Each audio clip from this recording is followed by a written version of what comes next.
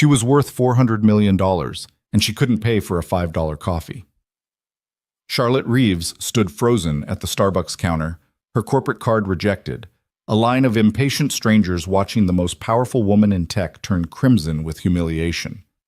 Then a hand reached past her, weathered, steady, belonging to a security guard she'd never noticed, and laid down a crumpled $10 bill.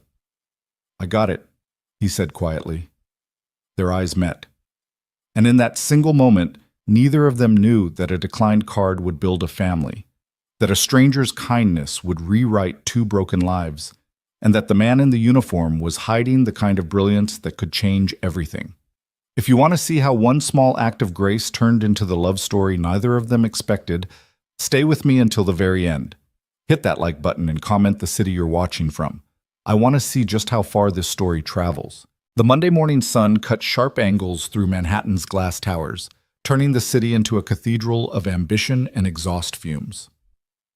Charlotte Reeves moved through the crowd like a woman who had somewhere to be and no patience for anyone who didn't.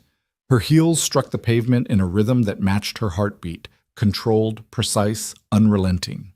She was 38 years old, the founder and CEO of TechVision Industries, and she hadn't taken a vacation in 3 years. Not because she couldn't afford one, her net worth had crossed the 400 million mark last quarter, but because she couldn't afford to stop. The moment she stopped, the moment she let her guard down, someone would notice. Someone would see the cracks beneath the polished exterior and wonder if Charlotte Reeves was really as invincible as she appeared. The Starbucks on 42nd Street was her Monday ritual. Not because she needed the caffeine, her assistant kept a French press in her office that cost more than most people's furniture, but because this was where normal people went. For 15 minutes every Monday morning, Charlotte Reeves could pretend she was just another professional grabbing coffee before work, just another face in the crowd, just another woman who worried about deadlines and traffic and whether she'd remembered to send that email. The line was long today, 12 people deep, snaking past the pastry display and almost to the door. Charlotte checked her watch, a Patek Philippe that her father had given her when she made her first million, and calculated. 8 minutes, maybe 10. She could spare that. The board meeting didn't start until 9, and her driver was waiting at the curb. She was thinking about quarterly projections when she reached the counter. The barista was young, maybe 22, with tired eyes and a name tag that said Marcus. "Grande oat milk latte," Charlotte said, already reaching for her wallet. "Extra shot. That'll be $6.47. She pulled out her corporate card. The black Amex that had never failed her, that had purchased private jets and penthouse suites and enough server capacity to power a small country, and handed it over with the automatic confidence of someone who had never worried about money in her adult life. Marcus swiped the card. Nothing happened. He swiped it again, frowning at the screen. "I'm sorry, ma'am. It's being declined." Charlotte felt the words before she understood them. Declined. The card that had a limit high enough to buy this entire Starbucks franchise was being declined in front of a Monday morning crowd. "That's impossible," she said, keeping her voice steady. "Run it again." Marcus ran it again. The machine beeped its rejection. Behind her, someone sighed audibly. Someone else muttered something about people holding up the line. Charlotte's face flushed hot. Not from embarrassment, she told herself, from irritation. This was a technical error. A glitch in the system. She would have someone fired for this. "Do you have another card?" Marcus asked, and there was something in his voice that made Charlotte want to disappear. Not judgment exactly, but something worse. Pity. She fumbled through her wallet, past the black Amex to the Platinum Visa, the MasterCard she kept for international travel, the debit card linked to her personal account that she hadn't used in 3 years. Her hands were shaking slightly. When had they started shaking? And she couldn't seem to find any card that wasn't attached to TechVision's accounts. "Ma'am, there's a line," someone called out. Charlotte's spine stiffened. She turned, ready to deliver the kind of cutting remark that had made junior executives cry in boardrooms when a hand reached past her. The hand was weathered, the knuckles scarred, the nails clean but unmanicured. It belonged to a man in a security guard uniform, the navy blue polyester kind that every corporate building in Manhattan seemed to issue, and it was holding a crumpled $10 bill. "I got it," the man said.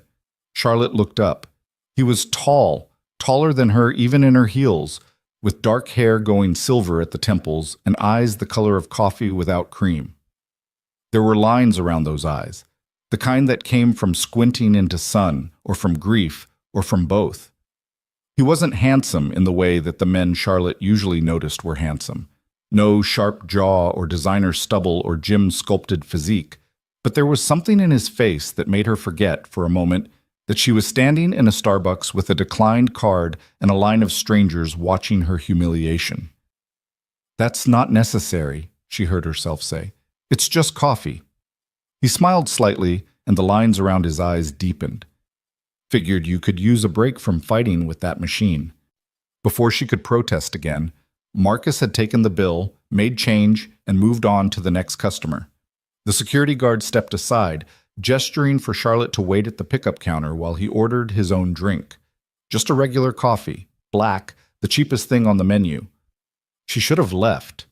She should have grabbed her coffee the moment the barista called her name, walked out the door, and never thought about this again. By tomorrow, she would have resolved whatever billing error had caused the declined card. By next week, she would have forgotten this had ever happened. But something kept her standing there, next to the pickup counter, next to the man in the security uniform. "Thank you," she said quietly. "I'll pay you back." "Don't worry about it." He was looking at her with something that wasn't quite curiosity, wasn't quite recognition. Happens to everybody sometime. "Not to me," she said, and immediately regretted it. It sounded arrogant. It sounded like exactly the kind of thing that rich people said in movies when they were about to learn a valuable lesson about humility. But the security guard just nodded, like he understood. "First time for everything." "Grande oat milk latte," the barista called, "and a large black coffee." They reached for their drinks at the same time, and Charlotte noticed the name tag on his uniform. Ethan Cole, Building Security, West Tower. West Tower. That was her building. This man worked in her building, and she had never noticed him, had never looked twice at the security desk she passed every morning, had never registered the face of anyone who wasn't senior management or board level. "You work at Tech Vision," she said, and it wasn't a question. Ethan Cole nodded. "Night shift mostly. Been there about 8 months." "I'm Charlotte Reeves."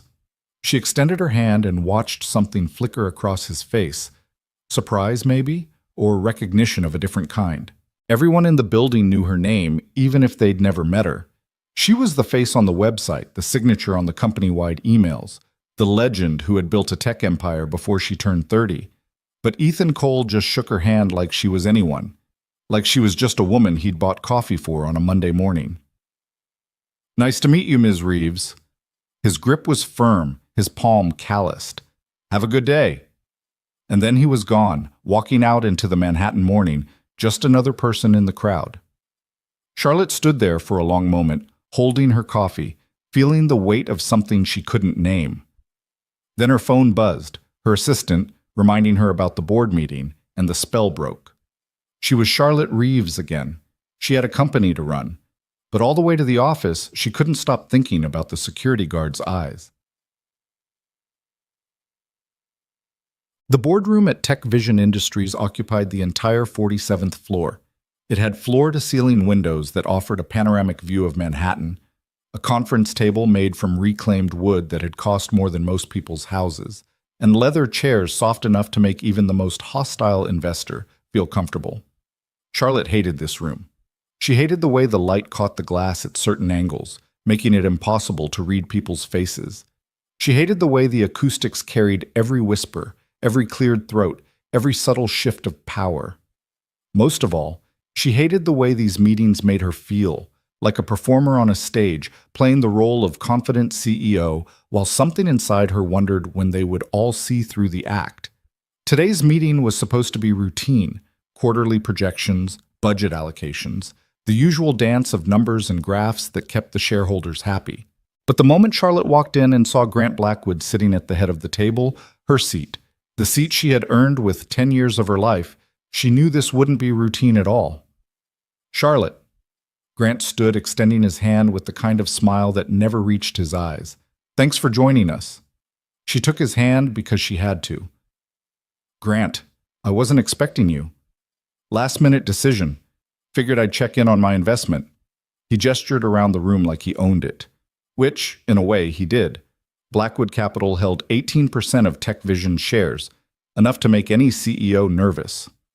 Charlotte took her seat, the one to the right of the head, now that Grant had claimed the center. The other board members filed in, some sympathetic, some carefully neutral, all watching to see how this would play out. "I've been reviewing your Q3 numbers," Grant said, sliding a folder across the table. "Interesting reading." Charlotte didn't open the folder. She knew what was in it. She'd written most of it herself. "We're up 7% from last quarter, ahead of projections across all major metrics." "Ahead, yes, but not as far ahead as we could be." Grant steepled his fingers, a gesture Charlotte had seen him use 1,000 times. It meant he was about to say something he thought was clever. "I've been looking at your staffing costs, specifically your hiring practices." "What about them?" "You're leaving money on the table, Charlotte. Every position you fill with an overqualified candidate, every salary you negotiate above market rate, every—" he paused for effect, "charity case you hire out of some misguided sense of social responsibility? It adds up." Charlotte felt her jaw tighten. "Our hiring practices are designed to attract the best talent." "Are they?" Grant pulled out his phone, scrolling through something. "Let me read you something. Last month, your HR department rejected an application for senior security position. Candidate had an engineering degree from MIT, 4 patents to his name, 15 years of experience at Fortune 500 companies. Know why they rejected him?" Charlotte said nothing. She knew where this was going. "3-year gap in his employment history," Grant continued. "No explanation, just nothing, 3 years of nothing, and your HR team flagged it as suspicious and moved on." He set the phone down. "Now, I'm not saying we should hire every candidate with a sketchy resume, but this guy was giving us top-tier qualifications for a security guard's salary. That's the kind of deal we should be jumping on." "There are privacy considerations," Charlotte said carefully.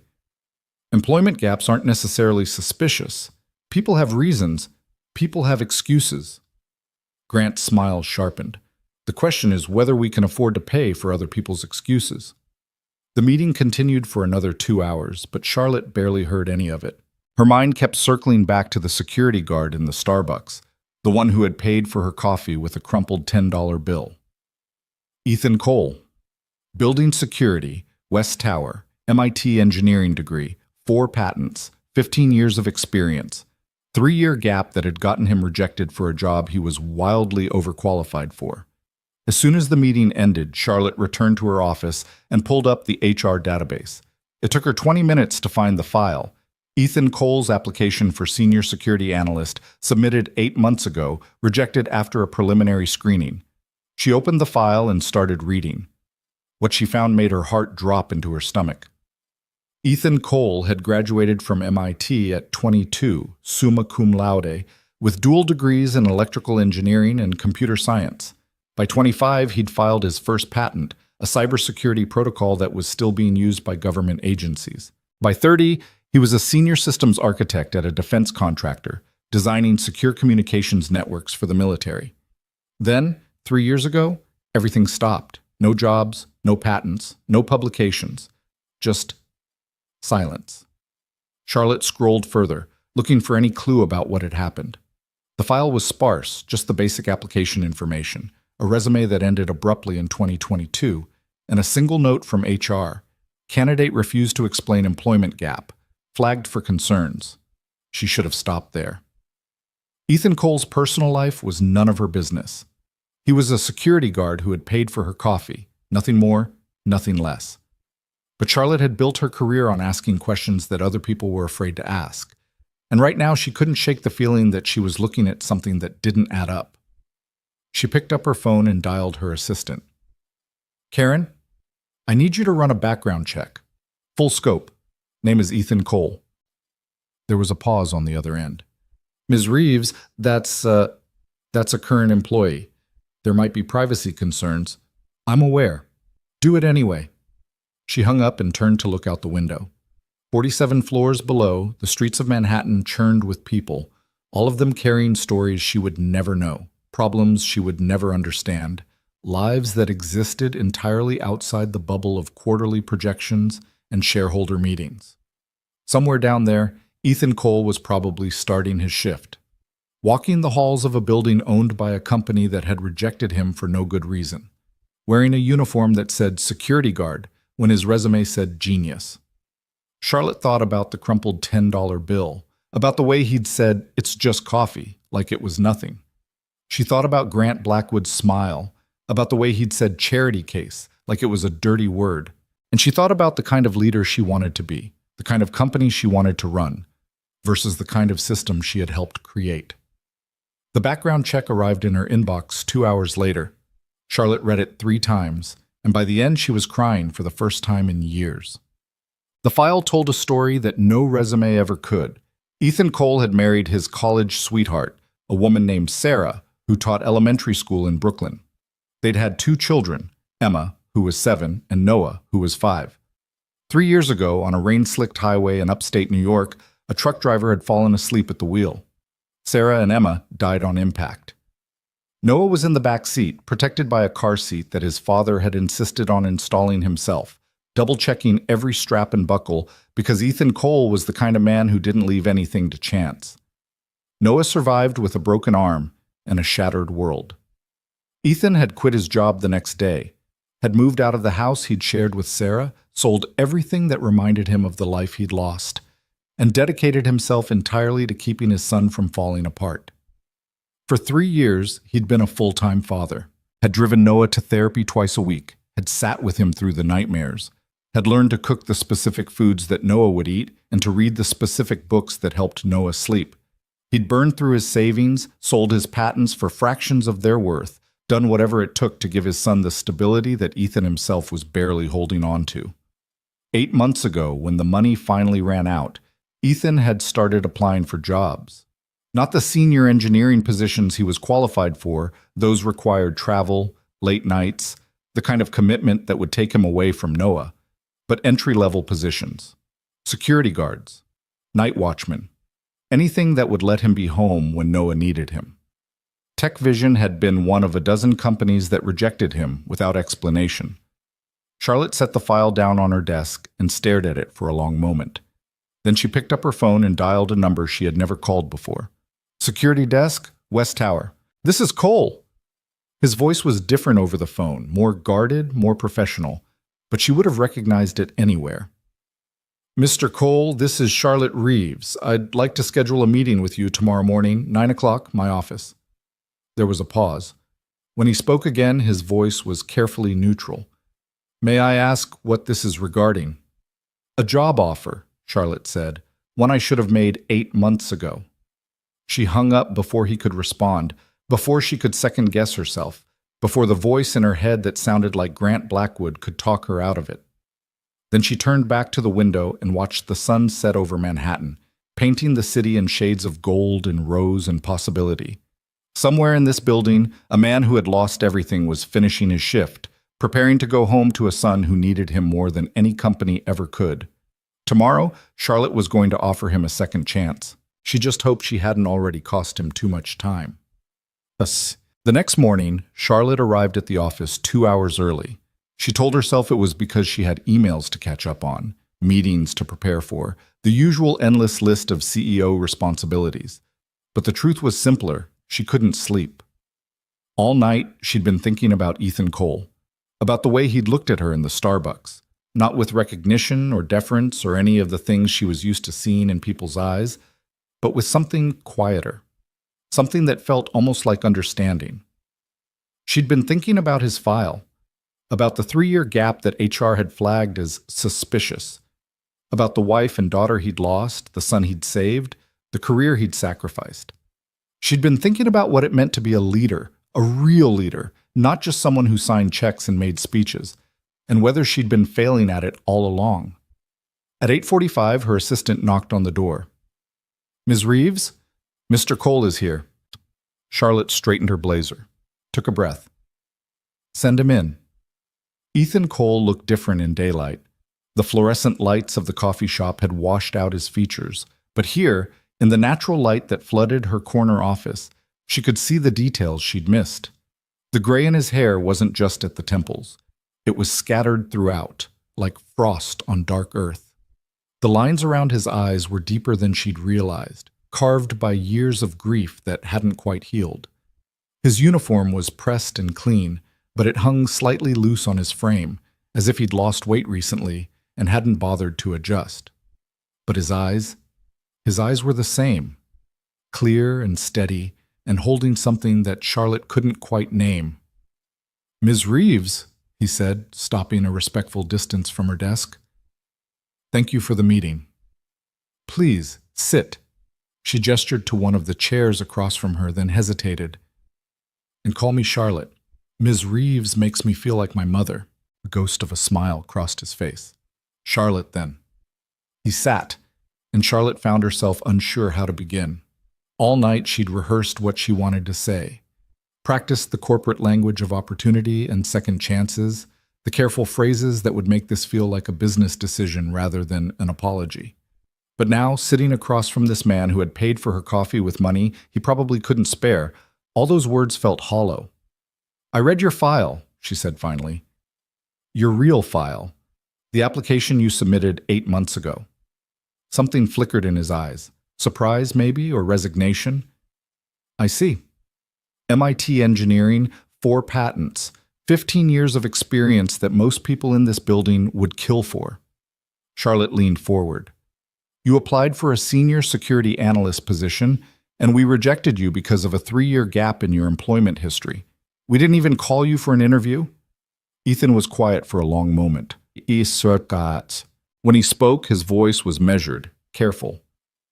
"I assume there's a reason you're telling me this." "I looked into the gap," Charlotte said.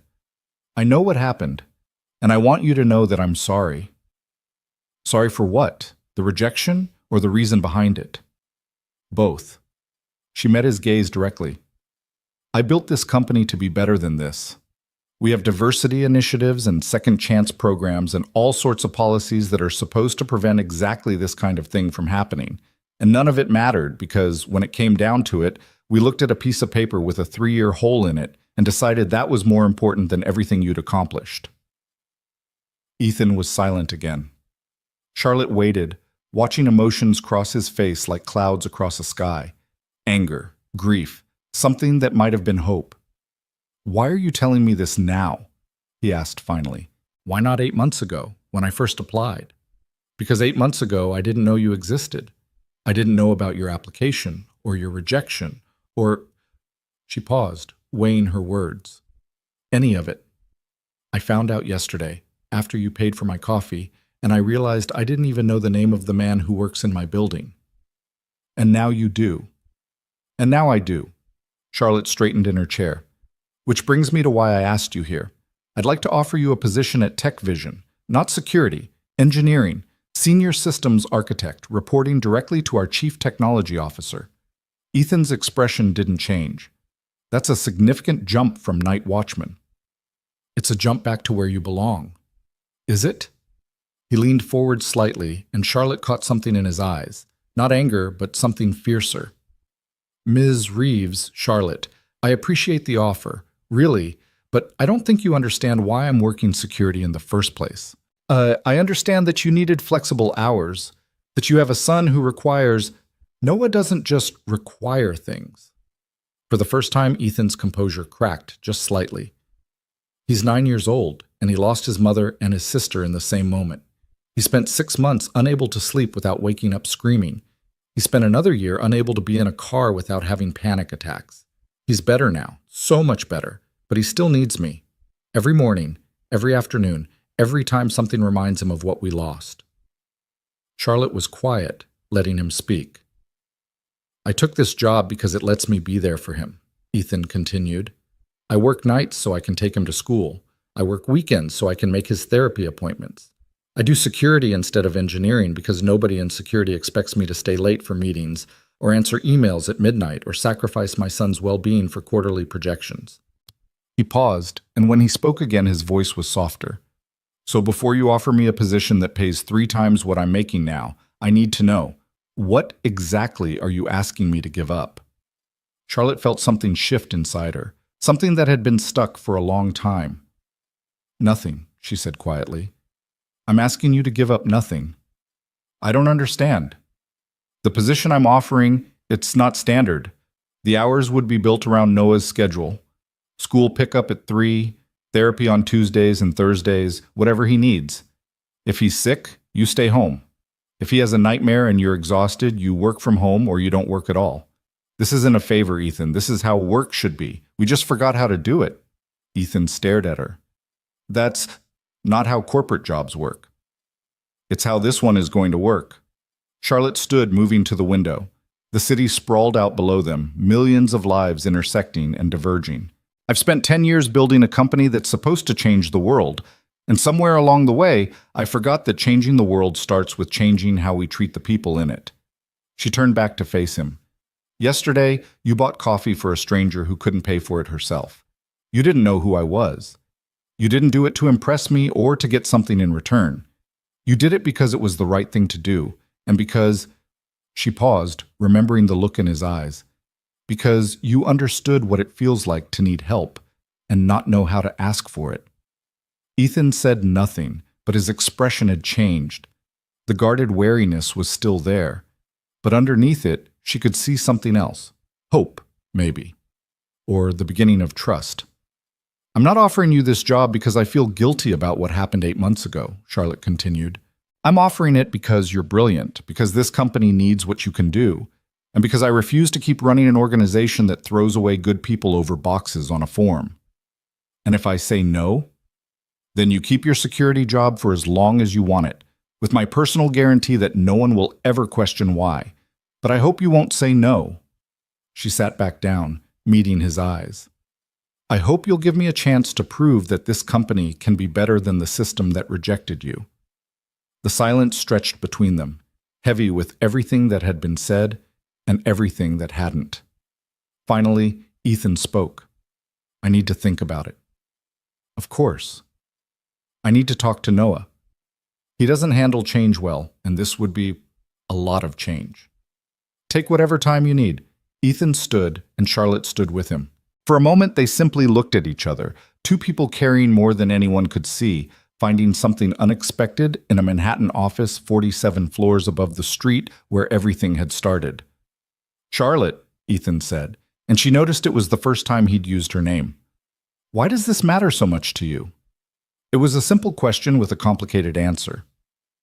Charlotte thought about Grant Blackwood and his dismissive smile, about the board members who measured success in stock prices and efficiency metrics, about the girl she'd been before she became a CEO, the one who'd believed that business could be a force for good, that success and humanity weren't mutually exclusive. Because someone has to care, she said finally, and I'd rather it be me than someone who doesn't. Ethan nodded slowly, like he understood more than she'd said. I'll let you know by Friday. I'll be here. He walked to the door, then paused with his hand on the frame. Charlotte. Yes? Thank you for reading the file, for seeing past it. And then he was gone, leaving Charlotte alone with the morning light and the weight of everything she was trying to change. She returned to her desk and pulled up the company's HR policies, already drafting the revisions that would reshape how TechVision hired, how it measured success, how it treated the human beings behind the resumes. It wasn't enough. It would never be enough. But it was a start. Outside her window, the city churned on, indifferent to the small revolution brewing in a corner office. But Charlotte wasn't looking at the city anymore. She was thinking about a crumpled $10 bill and a man who had nothing and still gave, and the way a single act of kindness could crack open a world that had forgotten how to be kind. Friday felt very far away. Ethan Cole walked out of TechVision Tower and into the Manhattan afternoon, his mind churning with everything that had just happened. The sun was too bright. The noise was too loud. Everything felt heightened, sharpened, like he'd just stepped out of a dream into a reality that was more vivid than the one he'd left behind. A job offer. A real job offer, for real money, with conditions that sounded too good to be true. He'd spent 3 years learning not to trust things that sounded too good to be true. His phone buzzed, a text from the babysitter. Noah ate lunch, working on homework, says he wants pizza for dinner. Ethan smiled despite himself. Pizza for dinner was Noah's answer to everything. Good day at school? Pizza. Bad day at school? Pizza. Dad got offered a job that could change their lives? Definitely pizza. He typed back a quick response, then started walking. He had 2 hours before he needed to pick Noah up. 2 hours to think, to process, to figure out whether Charlotte Reeves was sincere, or whether this was just another corporate trap dressed up in pretty words. The walk from Midtown to Brooklyn took him through the parts of the city he'd learned to love since Sarah died. The coffee shops where baristas knew his order without asking. The park benches where he'd sat with Noah on countless afternoons, watching pigeons and talking about nothing. The corner where an old man sold newspapers and always asked about Noah's school.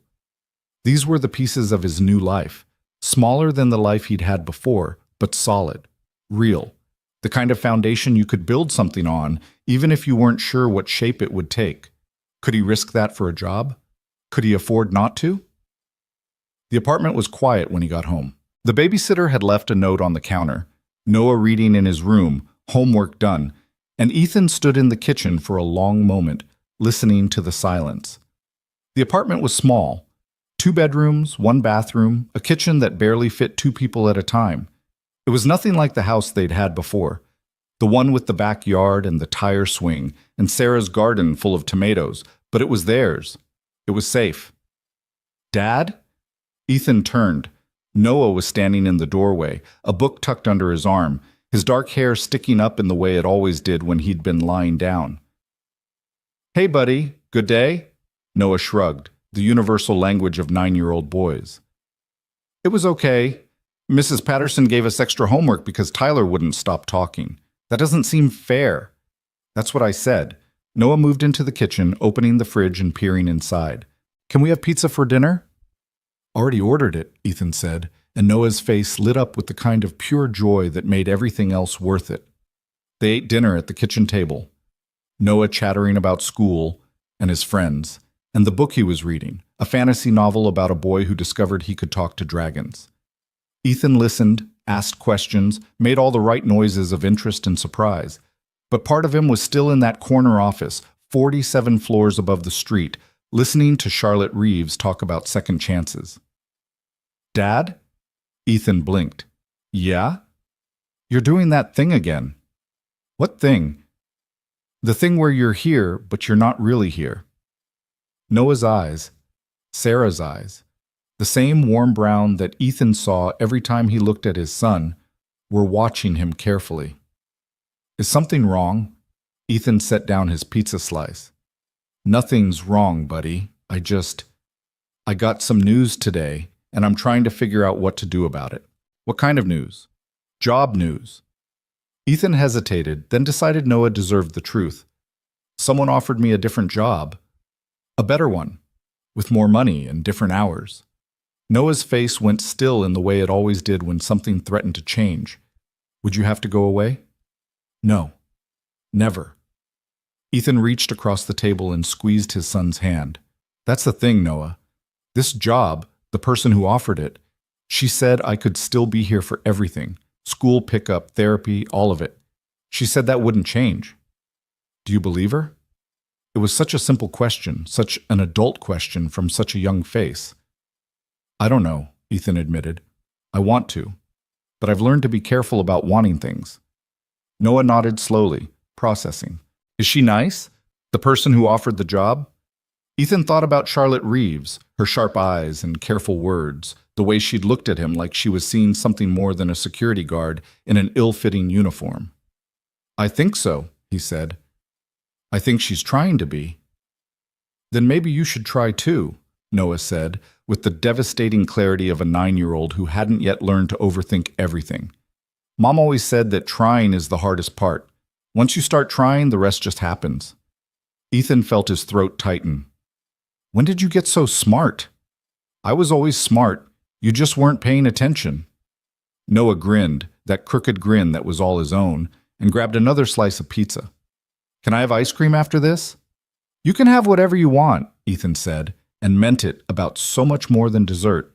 Later that night, after Noah was in bed and the apartment was quiet, Ethan sat on the fire escape and watched the city lights blur into stars. He thought about Sarah, about the life they'd planned and the life that had taken its place. He thought about Noah, about how much his son had overcome and how much further they still had to go. And he thought about Charlotte Reeves, about the way she'd said, "Someone has to care," like it was the most obvious thing in the world.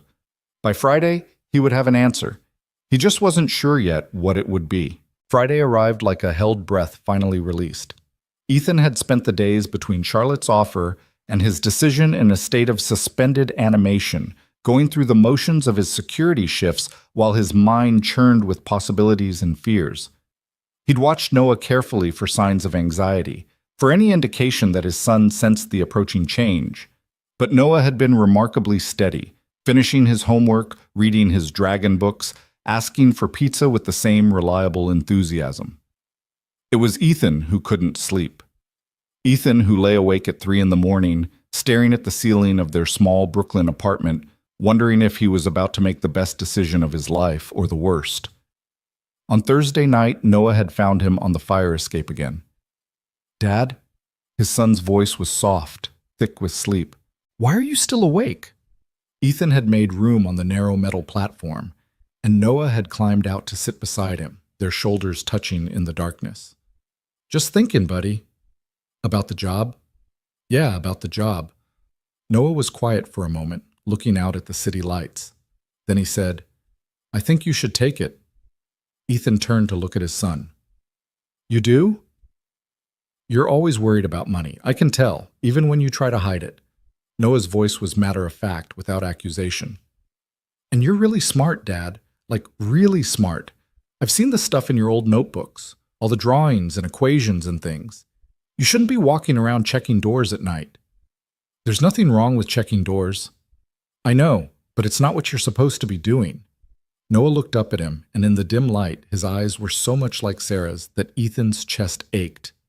"Mom would want you to be happy. She would want you to do the thing you're good at." Ethan pulled his son close, breathing in the familiar scent of his shampoo. "When did you grow up so much?" "I'm 9, Dad. I've been growing up the whole time. You just keep missing it because you're too busy worrying." They'd sat there together until Noah started shivering, and then Ethan had carried him back to bed, even though Noah insisted he was too old to be carried, and tucked him in with the worn stuffed elephant that had survived the accident along with them. Now, standing outside Charlotte Reeves's office on Friday morning, Ethan felt the weight of that conversation settling into certainty. Karen, Charlotte's assistant, looked up from her desk. "Mr. Cole?" "She's expecting you. Go right in." The door was already open. Charlotte stood by the window, silhouetted against the morning light, and when she turned, Ethan saw something in her face that surprised him. Nervousness, uncertainty. Like she'd been holding her breath too. "Ethan."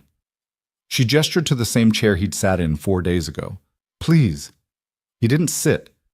Instead, he walked to the window and stood beside her, looking out at the city they both called home. "I talked to my son," he said, "told him about the offer, asked him what he thought." Charlotte waited, her hands clasped in front of her. "He told me that his mother would want me to be happy, that she would want me to do the thing I'm good at." Ethan turned to face her. He's 9 years old, and he understands things that most adults spend their whole lives missing.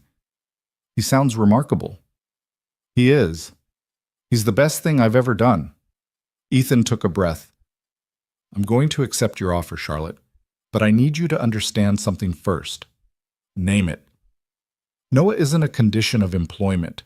He isn't a box to check or a policy to implement. He's my son, and he comes first, always.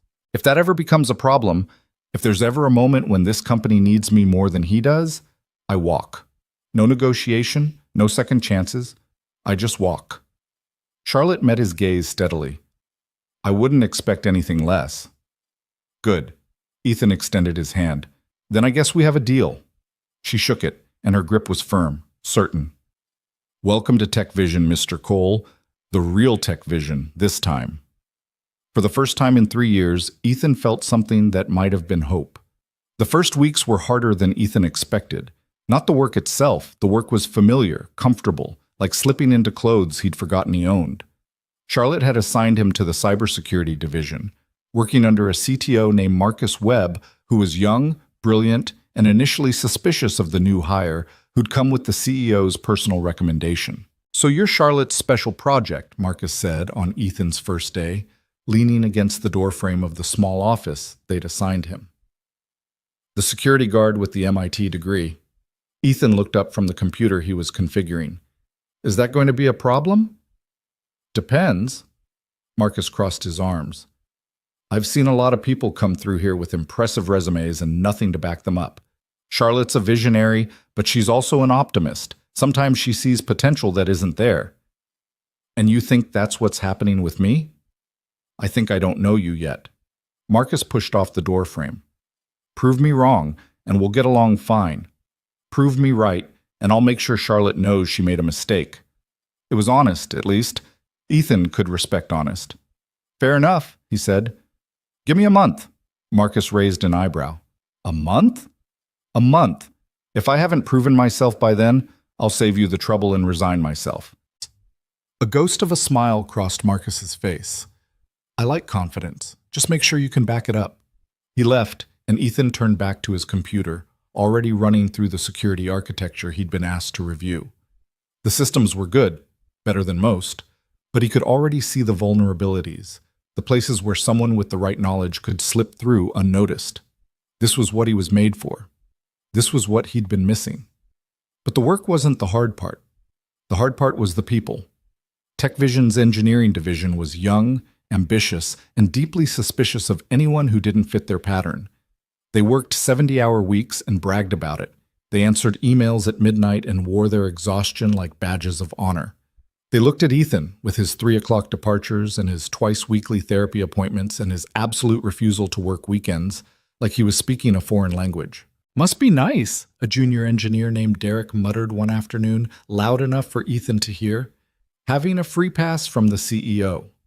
Ethan kept his eyes on his screen, his fingers steady on the keyboard. "It's not a free pass. It's a different schedule." "Right, a schedule that lets you leave while the rest of us are still working." Derek's voice was bitter, edged with the kind of resentment that came from too many late nights and not enough recognition. "Some of us actually have to earn our positions here." Ethan stopped typing. He turned in his chair, slowly, and looked at Derek with the same steady gaze he'd used to face down hostile generals in his defense contractor days. "You know what I did before I came here?" he asked quietly. "I designed security systems for the Department of Defense. I built protocols that are still being used to protect military communications overseas. I have 4 patents to my name and 15 years of experience that most people in this room haven't lived yet." Derek's face flushed. You didn't know. That's fine. Most people don't." Ethan turned back to his computer. "But before you assume someone got a free pass, you might want to consider that you don't know their whole story." The room had gone quiet. Ethan could feel the eyes on him, the recalibration happening in real time as people reassessed the quiet new hire who left at 3 o'clock. After that, the muttering stopped. The respect came slowly, in small moments that added up to something larger. It started with a bug in the authentication system, a subtle flaw that had been causing intermittent lockouts for months without anyone being able to identify the source. 3 senior engineers had spent weeks trying to track it down, and Marcus was getting pressure from Charlotte to fix it before it affected a major client. Ethan found it in 2 hours. "It's not in the code," he explained to Marcus, pulling up a diagram on his screen. "It's in the timing. The system is checking credentials against the wrong clock, the server's local time instead of UTC. Every time someone logs in from a different time zone, there's a chance the timestamps won't match." Marcus stared at the screen, then at Ethan. That's a rookie mistake. How did we miss that?" "Because you were looking for something complicated. Sometimes the simple answers are the hardest to see. And you saw it in 2 hours." "I've been staring at systems like this for 15 years. Ethan shrugged. "You learn to recognize patterns." Marcus was quiet for a long moment. Then he reached out and clapped Ethan on the shoulder, the first physical contact anyone at TechVision had initiated with him. "Okay," Marcus said. "You've got my attention." From that point on, things shifted. People started coming to Ethan's desk with questions, seeking out his expertise instead of avoiding his office. The junior engineers who had whispered about his special treatment began asking for his advice on their own projects. Even Derek, the bitter muttering engineer, showed up one afternoon with a code problem he couldn't solve. "I heard you're good at finding bugs," Derek said, not quite meeting Ethan's eyes. "I've been stuck on this for 3 days." Ethan looked at the code, found the error in 20 minutes, and explained it in a way that helped Derek understand not just the fix, but the underlying principle. "Thanks," Derek said afterward, still not quite meeting Ethan's eyes. "And, sorry, about before." "Don't worry about it." Ethan turned back to his screen. "We all make assumptions. The trick is being willing to change them." Charlotte watched from a distance, saying nothing but seeing everything. She'd made it a point to keep her involvement minimal, to let Ethan prove himself on his own merits rather than under her protection. But she checked in with Marcus weekly, asking casual questions that weren't casual at all, tracking Ethan's progress through the subtle shifts in how people talked about him. "He's good," Marcus admitted after the authentication bug incident. "Really good. I was skeptical at first, but he's also different. He doesn't work the way we work. Leaves at 3, doesn't answer emails after 5, never stays late." Marcus shook his head. "And somehow he still gets more done than people who are here twice as long." "Maybe that's the point," Charlotte said quietly. "Maybe we've been measuring productivity wrong." Marcus looked at her with something new in his eyes. Curiosity, perhaps, or the beginning of understanding. "You really think he can change how we do things here?" "I think he already is. We just have to pay attention." But Charlotte's careful distance couldn't last forever. It ended on a Tuesday afternoon, 3 weeks after Ethan started, when her phone buzzed with a message from her assistant. "Grant Blackwood is here, says he needs to see you immediately." Charlotte felt her stomach tighten. Grant didn't make unannounced visits unless he wanted something, or unless he'd found something to use against her. She found him in the conference room, lounging in the chair at the head of the table like he owned it, which, she reminded herself bitterly, he partly did. "Charlotte." He gestured for her to sit. "We need to talk about your new hire." "Which one?" "Don't play games." Grant's smile was thin, sharp. "Ethan Cole. The security guard you promoted to senior systems architect because he bought you a cup of coffee." Charlotte kept her expression neutral, but her mind was racing. Grant had sources everywhere. She should have expected he'd find out, but the speed of it surprised her. 3 weeks, and he already knew. "Ethan Cole was hired based on his qualifications," she said carefully. "MIT engineering degree, 4 patents, 15 years of experience, and a 3-year gap that your own HR department flagged as concerning." Grant pulled out his phone, scrolling through something. "I've been doing some digging. Want to know what I found?" "I already know what happened." "Do you?" Grant's eyebrows rose. "You know about the accident? The dead wife and daughter? The mental breakdown that followed?" "It wasn't a breakdown. He took time off to care for his surviving child." Potato. Grant waved dismissively. "The point is, you've hired an unstable element based on personal sympathy rather than sound business judgment. The board won't like it. The board doesn't make hiring decisions. I do. The board protects shareholder interests. And right now you're putting those interests at risk by bringing in someone who's been out of the game for 3 years. Someone who refuses to work standard hours. Someone who, let's be honest, is here because you felt guilty about rejecting his application." Charlotte stood, planting her hands on the table. "Ethan Cole has already identified and fixed a bug that 3 senior engineers couldn't find. His work in the cybersecurity division has improved our vulnerability metrics by 40%. And as for his hours, he accomplishes more in 6 than most people do in 12. Impressive." Grant's smile didn't waver.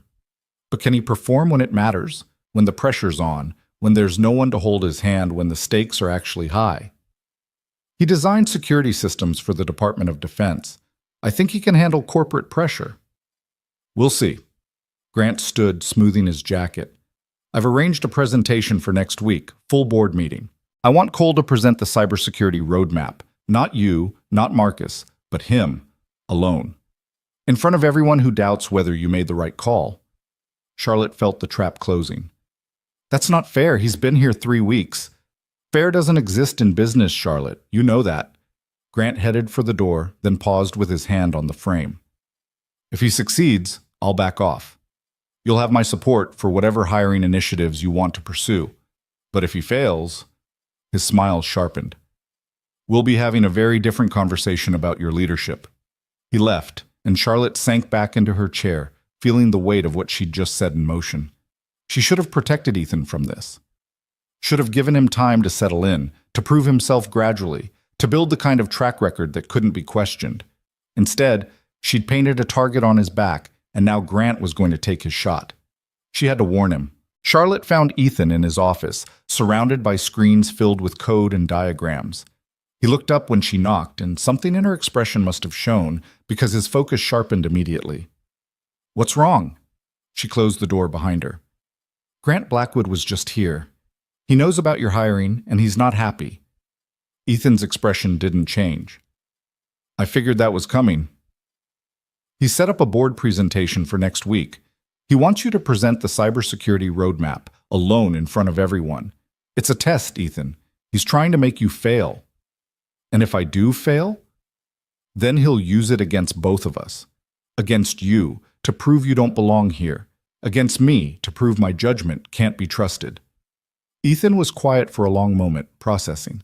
Then he said, "What do you need me to do?" Charlotte blinked. She'd expected fear or anger, or at least a hint of the anxiety that was churning in her own stomach. Instead, Ethan looked calm, focused, like this was just another problem to solve. "I need you to be prepared," she said, "more prepared than you've ever been. Grant will be looking for weaknesses, any mistake, any hesitation, anything he can use." "I understand." "Do you?" Charlotte stepped closer, lowering her voice. "This isn't just about the roadmap. It's about everything. Your history, your hiring, the special accommodations. Grant will try to make you look like a liability. You need to be so good that no one can question why you're here." Ethan met her gaze steadily. "Charlotte, can I tell you something?" "Of course." 3 years ago, I watched my wife and daughter die in front of me. I held my son in a hospital room and promised him that everything would be okay, even though I didn't know if that was true. I spent 3 years rebuilding our lives from nothing. No help, no support, nothing but the determination to keep my family together. He paused. "Grant Blackwood is a bully with a spreadsheet. He doesn't scare me." Charlotte felt something shift in her chest. Respect, maybe, or something deeper. "You're not what I expected." "Neither are you." A ghost of a smile crossed Ethan's face. "Most CEOs would have thrown me to the wolves by now. You're warning me instead. I brought you into this. It's my responsibility to make sure you have a fair shot." "Is that why you're doing this? Responsibility?" It was a simple question with a complicated answer. Charlotte thought about the coffee shop, about the crumpled $10 bill, about the way Ethan had looked at her like she was just a person who needed help. "Maybe at first," she admitted. "Now, I don't know. I think I just want to see what happens when someone like you gets a real chance." "Someone like me?" "Someone who's been underestimated. Someone who knows what it's like to lose everything and keep going anyway." Charlotte paused. "Someone who reminds me why I built this company in the first place." The words hung in the air between them, heavier than Charlotte had intended. Ethan was quiet for a long moment. Then he said, "I'll be ready. For the presentation, for Grant, for whatever comes next." "I know you will." She turned to leave, but his voice stopped her. "Charlotte?" She looked back. "Yes?" "Thank you. For believing in me when you didn't have to." "That's the thing, Ethan." She smiled slightly. "I'm starting to think I didn't have a choice." The week before the presentation passed in a blur of preparation. Ethan spent every free moment refining his approach, gathering data, building the kind of presentation that couldn't be questioned or dismissed. Marcus helped, contributing technical details and industry benchmarks, while Charlotte stayed deliberately distant, close enough to support, far enough to avoid accusations of favoritism. Noah noticed the change in his father immediately. "You're thinking about work again," he said on Wednesday night, poking at his dinner without eating. "You're doing the thing where you're here but not here." Ethan set down his fork. "I'm sorry, buddy. There's a big presentation next week, and is it about the mean man?" Ethan blinked. "What mean man?" "The one you told me about, the one who's trying to make things hard for you." Ethan didn't remember telling Noah about Grant specifically, but kids were perceptive. They picked up on things without being told. "Yeah," he admitted. "It's about him." "Are you scared?" The question caught Ethan off guard. He thought about it seriously, giving Noah the honesty he deserved. "A little," he said finally.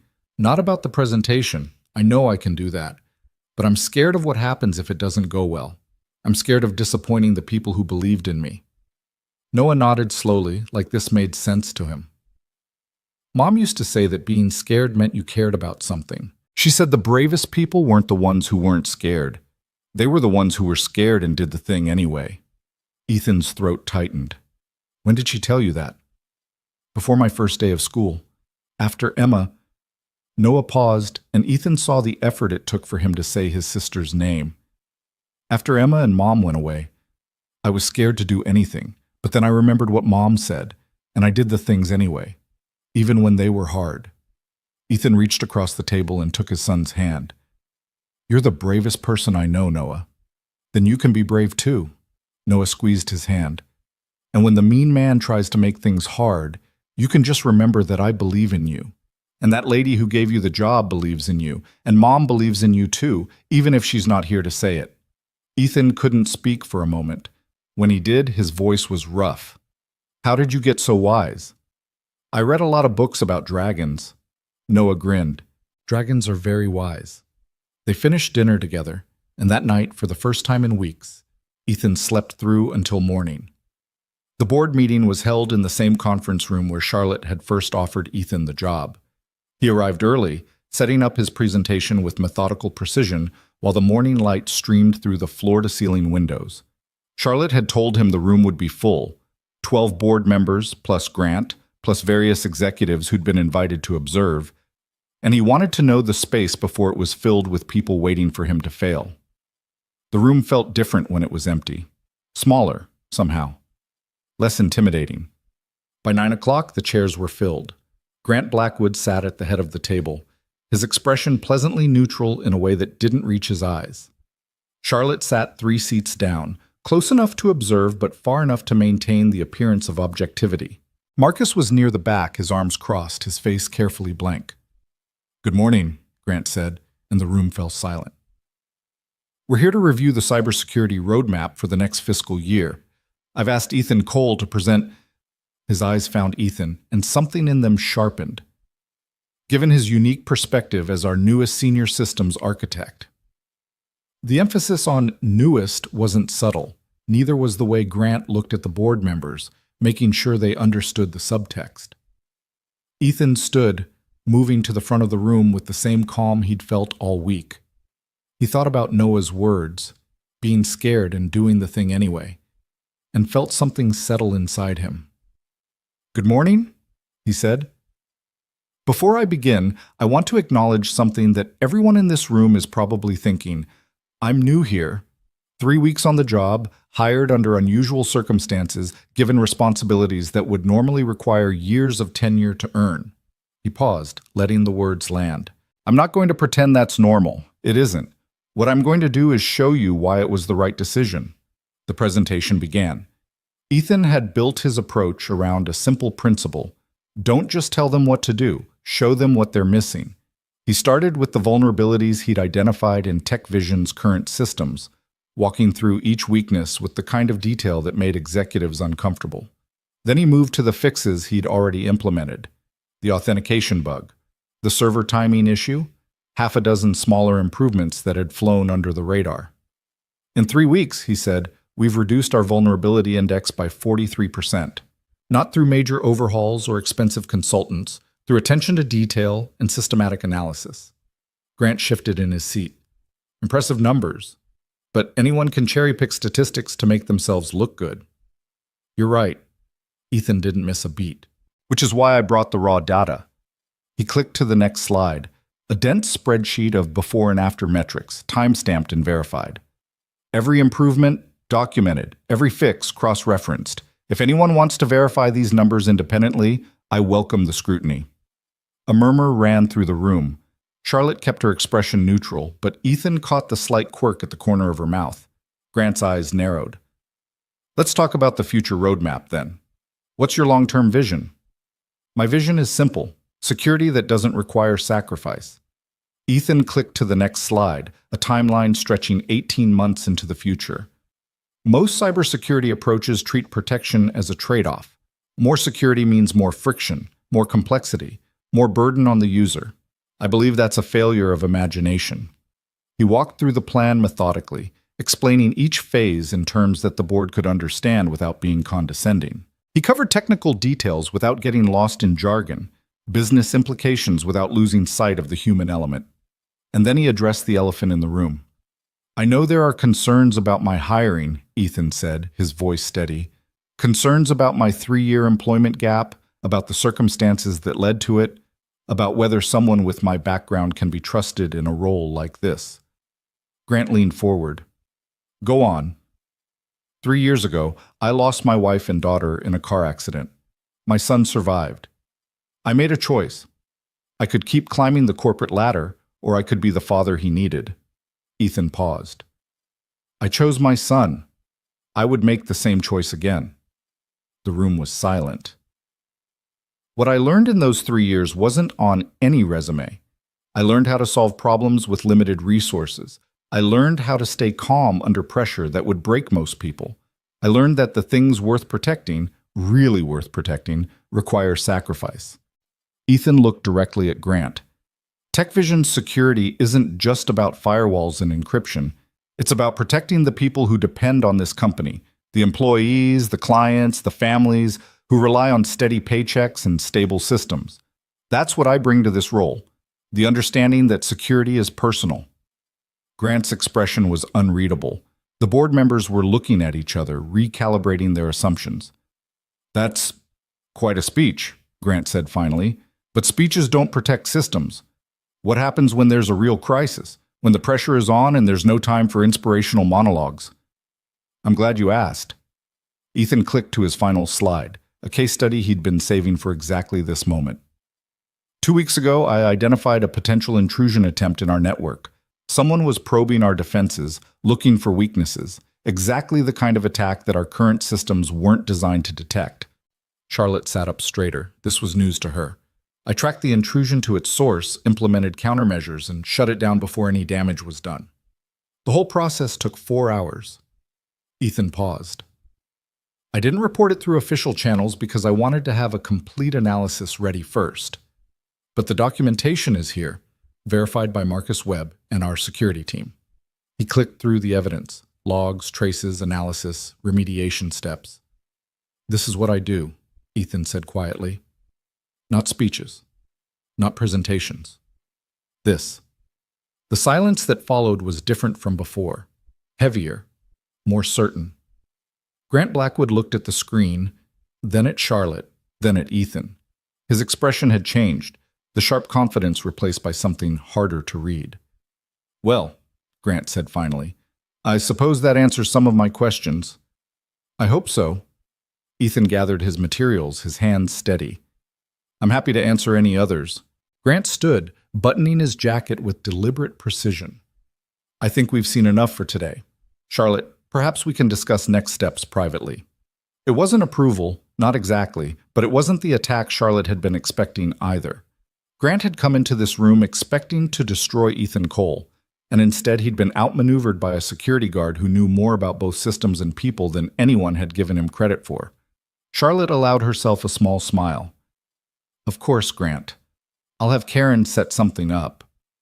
As the board members filed out, Marcus caught Ethan's eye across the room. He didn't say anything, just nodded, once, with something that looked like respect. Ethan nodded back. The battle wasn't over. Grant Blackwood wasn't the type to accept defeat gracefully, and there would be other challenges, other tests, other moments when everything hung in the balance. But today, Ethan Cole had proven something that no spreadsheet or resume could capture. That sometimes the people who've lost the most are the ones who understand best what's worth protecting. Charlotte found him in the hallway afterward, staring out at the Manhattan skyline. That was impressive, she said, coming to stand beside him. The intrusion you stopped. Why didn't you tell me? Because you had enough to worry about, and because I wanted to prove myself without special treatment. You realize that by not telling me, you were giving Grant ammunition. If he'd found out about the intrusion before you revealed it, he would have accused me of hiding problems. I know. Ethan turned to look at her. But I also knew that the best defense against accusations is evidence. I had the evidence. I just needed the right moment to use it. Charlotte studied his face, searching for something she couldn't quite name. You planned this. I prepared for this. There's a difference. A ghost of a smile crossed his face. Preparation is just planning with better documentation. Remind me never to underestimate you. I'm a security expert. Being underestimated is part of the job description. Charlotte laughed, a real laugh, surprised out of her by his unexpected humor. I should get back. Grant's going to want to talk damage control, and I need to figure out how to keep him from making your life difficult. Charlotte, Ethan's voice stopped her. You don't need to protect me. I can handle Grant Blackwood. I know you can. That's not why I'm doing it. Then why? It was the same question he'd asked in her office, and Charlotte still didn't have a complete answer. But standing there in the hallway, watching the afternoon light paint patterns on the floor, she came closer to understanding. Because this company needs to change, she said quietly. And change doesn't happen if the people trying to make it happen get destroyed by the people fighting to keep things the same. You represent something, Ethan, whether you meant to or not. You're proof that our system was broken and that it can be fixed. If Grant takes you down, he's not just destroying one person, he's destroying the possibility of something better. Ethan was quiet for a long moment. When he spoke, his voice was rough. That's a lot of pressure to put on a security guard. You're not a security guard anymore. No. He looked down at his hands, the scarred knuckles, the calloused palms, the evidence of all the work he'd done to rebuild his life. No, I suppose I'm not. They stood there together, two people caring more than anyone could see, finding something unexpected in the space between what they'd been and what they were becoming. I should go, Charlotte said finally. Noah's probably wondering where you are. Ethan checked his watch. Almost 3 o'clock. Pickup time. Yeah, I should... Wait, he frowned. How do you know about pickup time? Charlotte smiled slightly. I pay attention. It's part of my job description. She walked away before he could respond, leaving Ethan alone with the skyline and the weight of everything that had just changed. He thought about the boardroom, about Grant's sharp eyes and Charlotte's careful support. He thought about the intrusion he'd stopped, the vulnerabilities he'd found, the months of work stretching out ahead of him. But mostly, he thought about Noah, waiting at school, probably reading his dragon book, trusting that his father would be there when he needed him. Ethan grabbed his bag and headed for the elevator. Some things were more important than corporate politics. The pickup line at Noah's school was the same as always, a parade of parents and nannies and occasional grandparents, all waiting for the flood of children that would pour through the doors at 3:15. Ethan found his usual spot near the old oak tree and leaned against it, letting the normalcy wash over him. 2 hours ago, he'd been standing in front of a board of directors, fighting for his place in a company that had once rejected him. Now he was just a dad, waiting for his kid, worrying about whether Noah had eaten his lunch and if he'd remembered to turn in his homework. The doors opened. Children spilled out in a wave of backpacks and chatter, and Ethan scanned the crowd for the familiar dark hair. Dad! Noah broke from the group and ran toward him, his backpack bouncing with each step. Ethan crouched down and caught him in a hug, breathing in the scent of pencil shavings and playground dust. Hey, buddy, how was school? Good. Mrs. Patterson said my book report was excellent. She used that word specifically. Excellent. Noah pulled back, grinning. How was your presentation? Ethan blinked. How do you know about my presentation?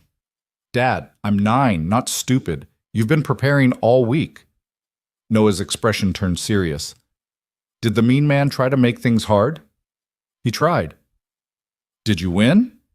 Ethan thought about Grant's face at the end of the presentation, the calculations happening behind those sharp eyes, the acknowledgement that this particular battle had been lost. Yeah, he said. I think I did. Noah's grin widened. I knew you would. Dragons always win. I thought dragons were wise, not winners. They're both. That's what makes them dragons. Noah grabbed his hand and started pulling him toward the car. Can we have pizza to celebrate? We can have whatever you want. They walked together through the afternoon sunshine, father and son, two people who had lost everything and found a way to keep going anyway. Behind them, Manhattan glittered in the distance, 47 floors of glass and ambition, where a woman was fighting to change a system and a man had just proven that second chances were worth giving. The battle wasn't over.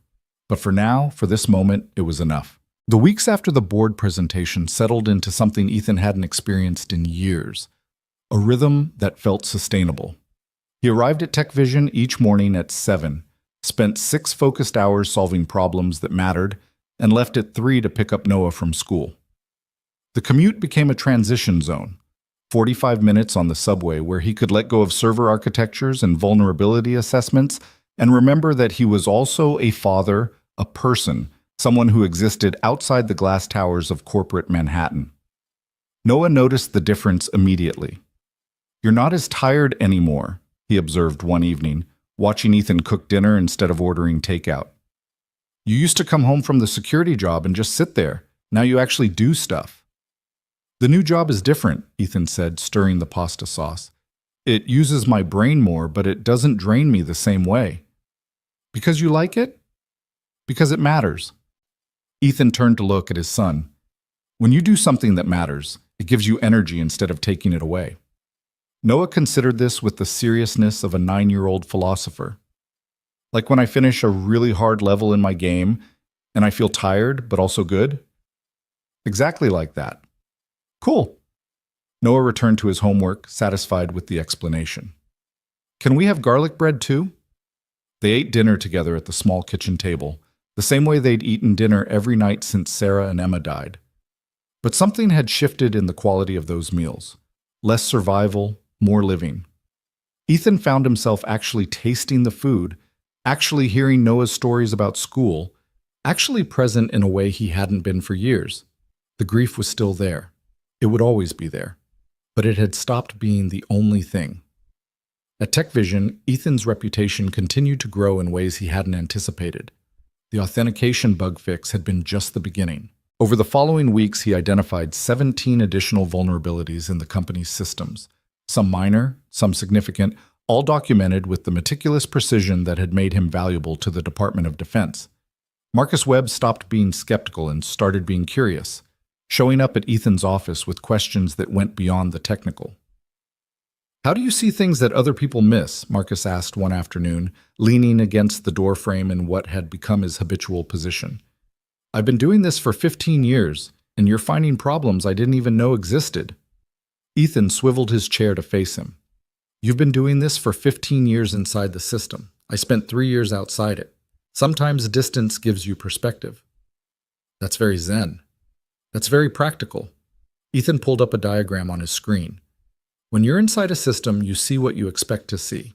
You follow the paths that have always worked, check the boxes that have always been checked. But systems evolve. Threats evolve. The patterns that protected you 5 years ago might be the vulnerabilities that expose you today." Marcus was quiet for a moment, processing. "Is that what happened with the intrusion you stopped? The one you revealed at the board meeting?" "Partially.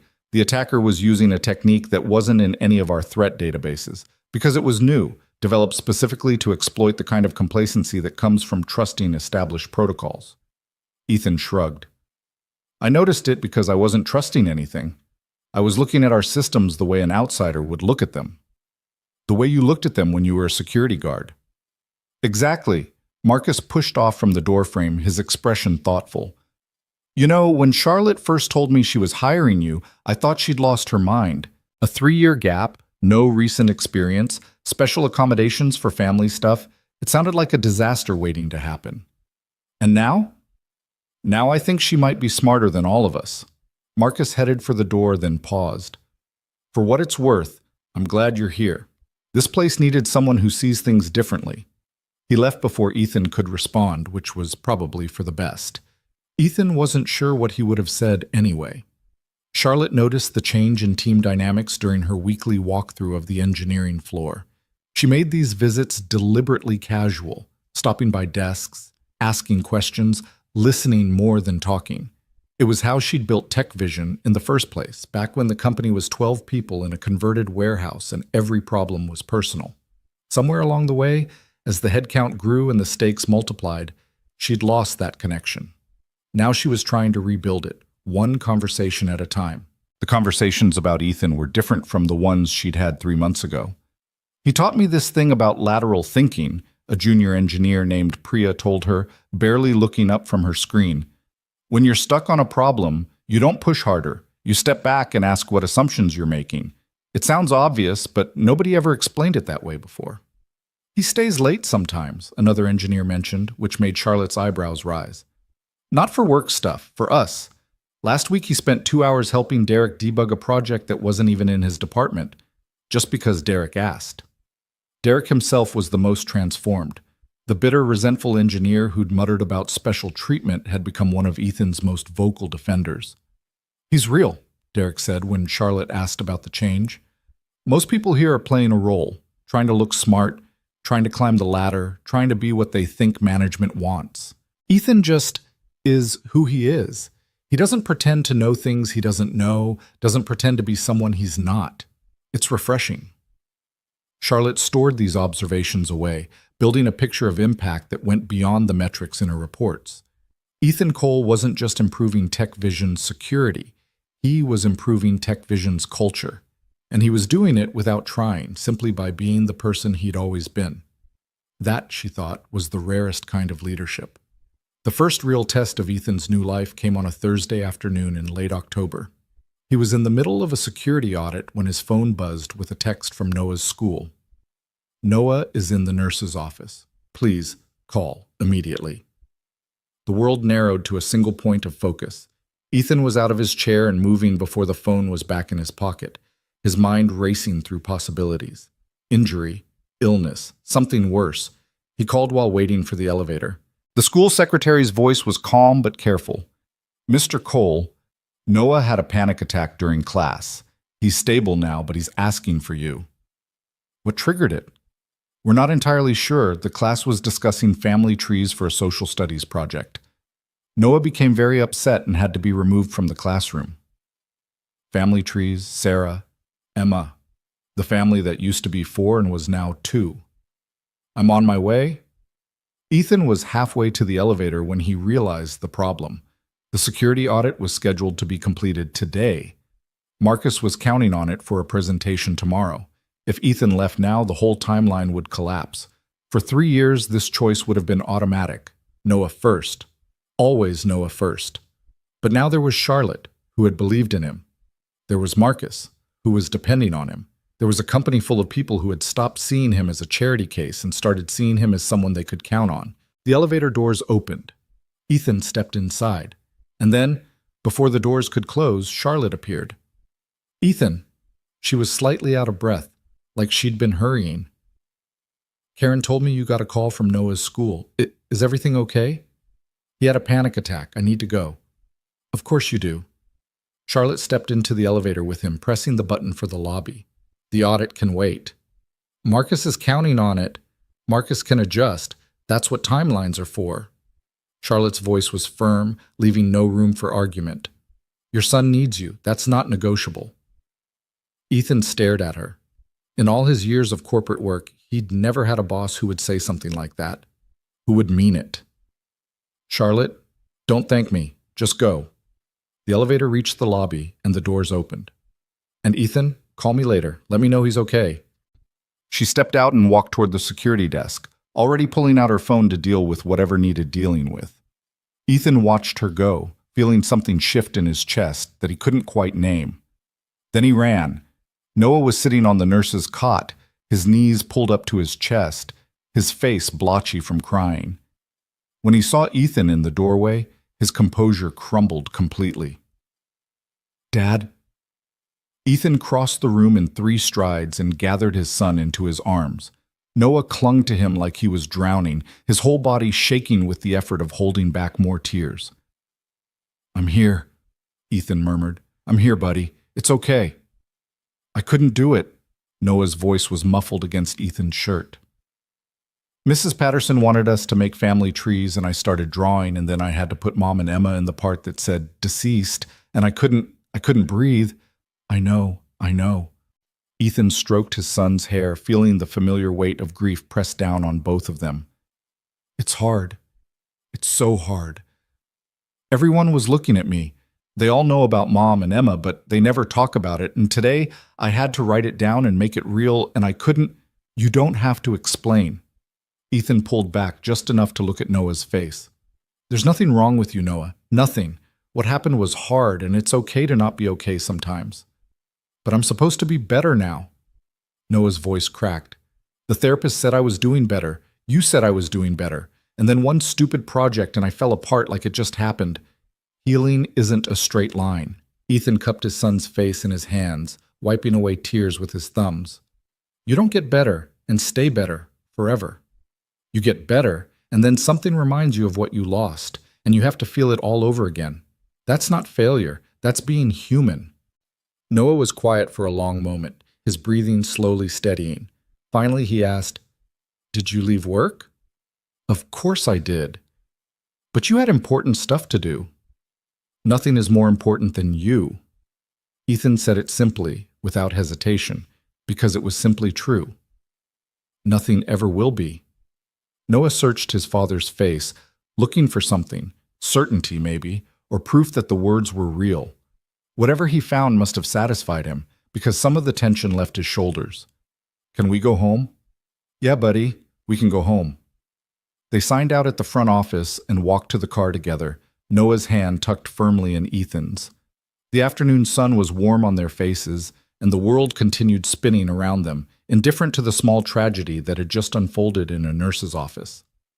In the car, Noah was quiet for a long time. Then he said, Dad, the lady who gave you the job, is she nice? Ethan thought about Charlotte in the elevator, her immediate understanding, her complete lack of hesitation. Yeah, she's nice. Does she know about Mom and Emma? She knows. Is that why she's nice to you? It was a complicated question with an uncertain answer. Ethan considered it carefully before responding. I think she's nice because that's who she is, but I think knowing about our family helped her understand why certain things matter to me. He glanced at Noah in the rearview mirror. Why do you ask? Because you talk about her sometimes. Not a lot, but sometimes. And you get this look on your face like... Noah trailed off, searching for words. Like when you used to talk about work before, back when you did the important engineering stuff. I'm doing important engineering stuff again. I know, but it's different this time. You seem happier. Ethan didn't know what to say to that.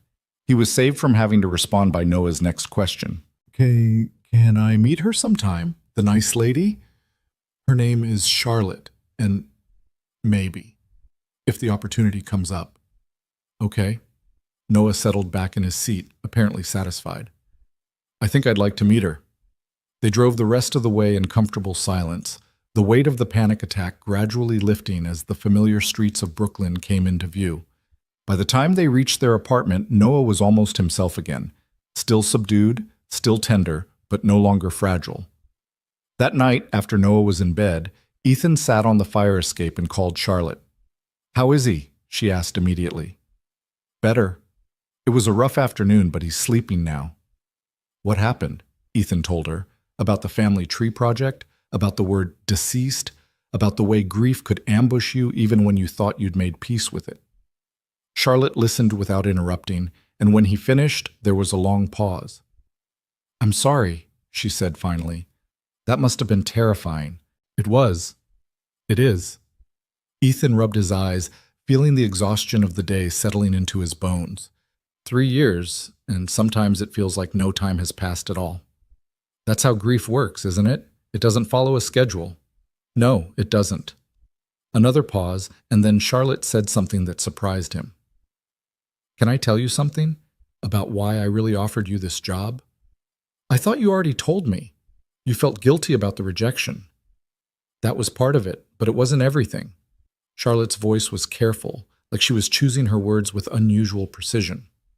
When I saw your file, the 3-year gap, the explanation you refused to give, I recognized something. I saw someone who had made a choice that most people wouldn't understand. Someone who had sacrificed their career for something that mattered more. A lot of people would call that a mistake. A lot of people would be wrong. Charlotte paused. Ethan, I've spent 10 years building this company. I've sacrificed relationships, experiences, entire portions of my life for quarterly projections and market share. And somewhere along the way, I forgot why I started. I forgot that the point of success is to enable the life you want, not to become the life itself. Ethan was quiet, sensing that she needed to say this, that the words had been building for longer than just tonight. When I read your file, Charlotte continued, I saw someone who understood that. Someone who had looked at all the expectations and pressures and demands of a successful career and said, no, this matters more. And I thought maybe I needed someone like that around to remind me what I'd forgotten. That's a lot of weight to put on a security guard. You're not a security guard anymore. Her voice softened. And you're already reminding me. Every time you leave at 3 o'clock, every time you prioritize Noah's therapy over a meeting, every time you refuse to apologize for having a life outside this building, you're showing everyone here that there's another way to do this. Ethan looked out at the Brooklyn skyline, at the lights of a million lives being lived in a million different ways. I don't know what to say. You don't have to say anything. I just wanted you to know. Charlotte paused. And Ethan, if Noah needs more time tomorrow, take it. The audit can wait. Charlotte, that's an order. He could hear the smile in her voice. Good night, Ethan. Good night, Charlotte. He hung up and sat there for a long time, watching the stars emerge from behind the city's light pollution, thinking about grief and healing and the unexpected ways that life could change direction. Noah was better the next morning. Not perfect, but functional. They ate breakfast together, talked about the dragon book he was reading, discussed whether they should order Thai food for dinner or try cooking something new. I can go to school, Noah said as Ethan was washing the dishes. You don't have to stay home with me. Are you sure? Yeah, I'm still sad, but I'm always a little sad, you know? That doesn't mean I can't do stuff. Ethan turned to look at his son, seeing the quiet courage that had gotten them both through the worst years of their lives. When did you get so brave? I learned it from you, Noah said simply. Are you going to finish your audit thing today? Probably. Marcus is waiting for it. Then you should go. I'll be okay. Noah paused, then added, and if I'm not okay, I'll call you. I promise. Ethan knelt down to Noah's level. Deal. But if you need me, I'll come, no matter what. I know, Dad. Noah hugged him quickly, the kind of hug that said everything without words. I always know. Ethan returned to TechVision that morning with a new clarity about what he was doing there and why it mattered. The audit took 3 more hours to complete, longer than it should have, because he kept stopping to think about Charlotte's words from the night before. Someone who had made a choice that most people wouldn't understand. Someone who had sacrificed their career for something that mattered more. He'd never thought of his 3-year absence that way. To him, it had always been a failure. A necessary one, maybe. But still a failure. A departure from the path he was supposed to follow. A deviation from the success he was supposed to achieve. But Charlotte saw it differently. She saw it as a choice. A deliberate one. A statement of values that most people wouldn't have the courage to make. Maybe she was right. Maybe the 3 years weren't a gap in his resume. They were the most important thing on it. Marcus found him in his office that afternoon, the completed audit report sitting on his desk. I heard about yesterday, Marcus said, closing the door behind him. Is Noah okay? He's better. It was a tough day. I'm glad he's better. Marcus sat down in the chair across from Ethan's desk. Listen, I want to apologize. For what? For the pressure, the audit deadline, the presentation, all of it. Marcus ran a hand through his hair. When Charlotte hired you, she made it clear that your family would come first. I said I understood, but when push came to shove, my first instinct was to worry about the timeline. That's not okay. Ethan shook his head. You didn't do anything wrong. The deadline was real. The work needed to get done. The work always needs to get done. That's the trap. Marcus leaned forward. I've been here for 8 years. I've missed birthdays, anniversaries, my kids' first steps, all because the work needed to get done. And you know what? The work would have gotten done anyway. It always does. The only thing I actually sacrificed was time I'll never get back. Why are you telling me this? Because I don't want you to make the same mistakes I did. Marcus met his eyes. You've got something special, Ethan. Not just the technical skills. Lots of people have those. You've got perspective. You know what matters and what doesn't. Don't let this place take that away from you. Ethan was quiet for a moment. Charlotte said something similar last night on the phone. Did she? Marcus smiled slightly. She's smarter than she lets on, our CEO. I'm starting to realize that. Marcus stood, heading for the door. The audit looks good, by the way. Better than good. If I didn't know better, I'd think you'd been doing this for years instead of months. I have been doing this for years. I just took a break. Some break. Marcus paused at the door. Ethan, I'm glad you came back. The words stayed with Ethan long after Marcus left. I'm glad you came back. Such a simple statement, but it meant more than Marcus probably knew. For 3 years, Ethan had felt like an exile from the life he was supposed to have, cut off from his career, his colleagues, his sense of professional identity. He told himself it was worth it, that Noah was worth any sacrifice, and he'd meant it. But there had always been a part of him that wondered if he'd ever find his way back. Now, sitting in his office at Tech Vision, surrounded by the tools of a trade he'd never stopped loving, he realized that the way back wasn't a return to who he'd been. It was a transformation into someone new, someone who carried the best of both worlds, the technical excellence and the human wisdom, the ambition and the perspective. Charlotte had given him the chance to become that person. The least he could do was become someone worth believing in. The opportunity to prove himself came 2 weeks later on a gray November morning that started like any other. Ethan was reviewing firewall logs when his screen flickered, then went dark, then filled with red warning messages that made his blood run cold. Critical system breach authentication. Servers compromised, data exfiltration in progress. For a moment, everything stopped. Then Ethan's training kicked in, years of experience compressing into a single point of focused action. He pulled out his phone and called Marcus. We're under attack. Active intrusion, authentication servers compromised. I need you to get Charlotte and meet me in the Security Operations Center in 5 minutes. What kind of attack? The bad kind. Move. He hung up and started running, his mind already cataloging what he knew and what he needed to find out. The authentication servers were the keys to the kingdom. If the attackers had those, they could access almost anything. The question was how much damage they'd already done and whether it could be contained. The Security Operations Center was a windowless room on the 32nd floor, filled with screens and servers and the quiet hum of systems that never slept.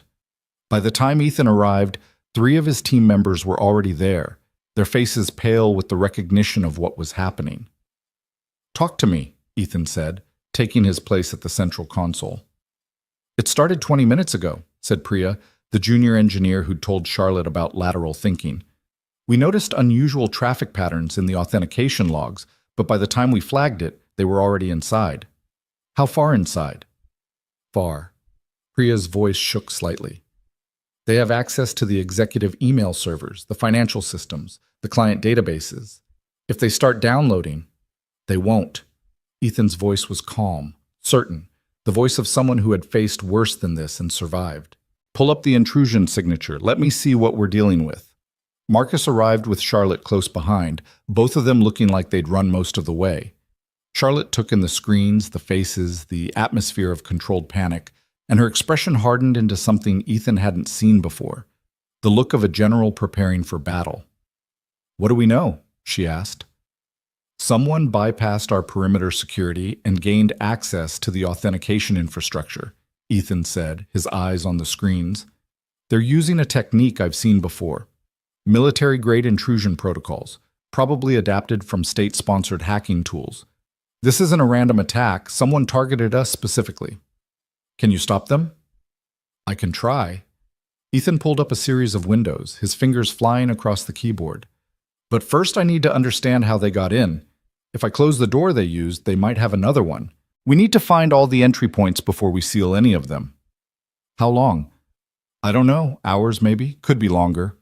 Charlotte nodded once, decisive. Do what you need to do. I'll handle the board, the lawyers, the communications. You handle the attack. She left, already pulling out her phone, and Ethan felt something settle in his chest. Trust. She trusted him to handle this, to protect everything she'd built, without micromanaging or second-guessing. He turned back to his screens and got to work. The next 4 hours were the most intense of Ethan's professional life. The attackers were good, better than anyone TechVision had faced before.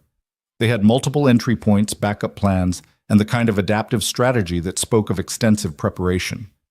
Every time Ethan closed one vulnerability, they found another. Every time he blocked one line of attack, they pivoted to something new.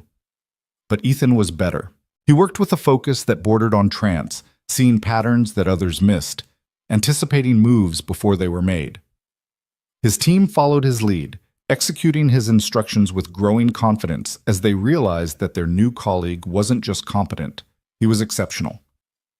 I need you to isolate the financial servers, Ethan said to Marcus, who had stayed to help. They're probing the transaction logs, which means they're looking for something specific. If we cut their access now, we might be able to figure out what. Won't that alert them that we're onto them? They already know. The question is whether they've found what they're looking for. Ethan paused, a new thought crystallizing. Pull up the board meeting calendar. When's the next major financial disclosure? Marcus typed rapidly. 3 weeks. Why? Because this isn't a data theft. It's corporate espionage. Ethan's voice was grim. Someone wants our quarterly numbers before they're public. They're looking for an edge, probably for trading. Can you prove that? Give me another hour. It took 90 minutes, but Ethan found what he was looking for. A digital trail leading back to a server in the Cayman Islands, which connected to a shell company, which connected to a name that made Marcus's face go pale. That's Grant Blackwood's investment firm. Ethan nodded slowly. The attack isn't coming from outside. It's coming from inside our own shareholder base. But that's securities fraud, market manipulation. He could go to prison. He could, if we can prove it. Ethan saved the evidence to an encrypted drive, then began the process of closing the remaining vulnerabilities. Get Charlotte. She needs to see this. When Charlotte saw the evidence, her face went through several stages: shock, anger, betrayal, and finally a cold, hard calculation that Ethan recognized as the expression of someone who knew exactly what to do with a weapon. You're certain? She asked.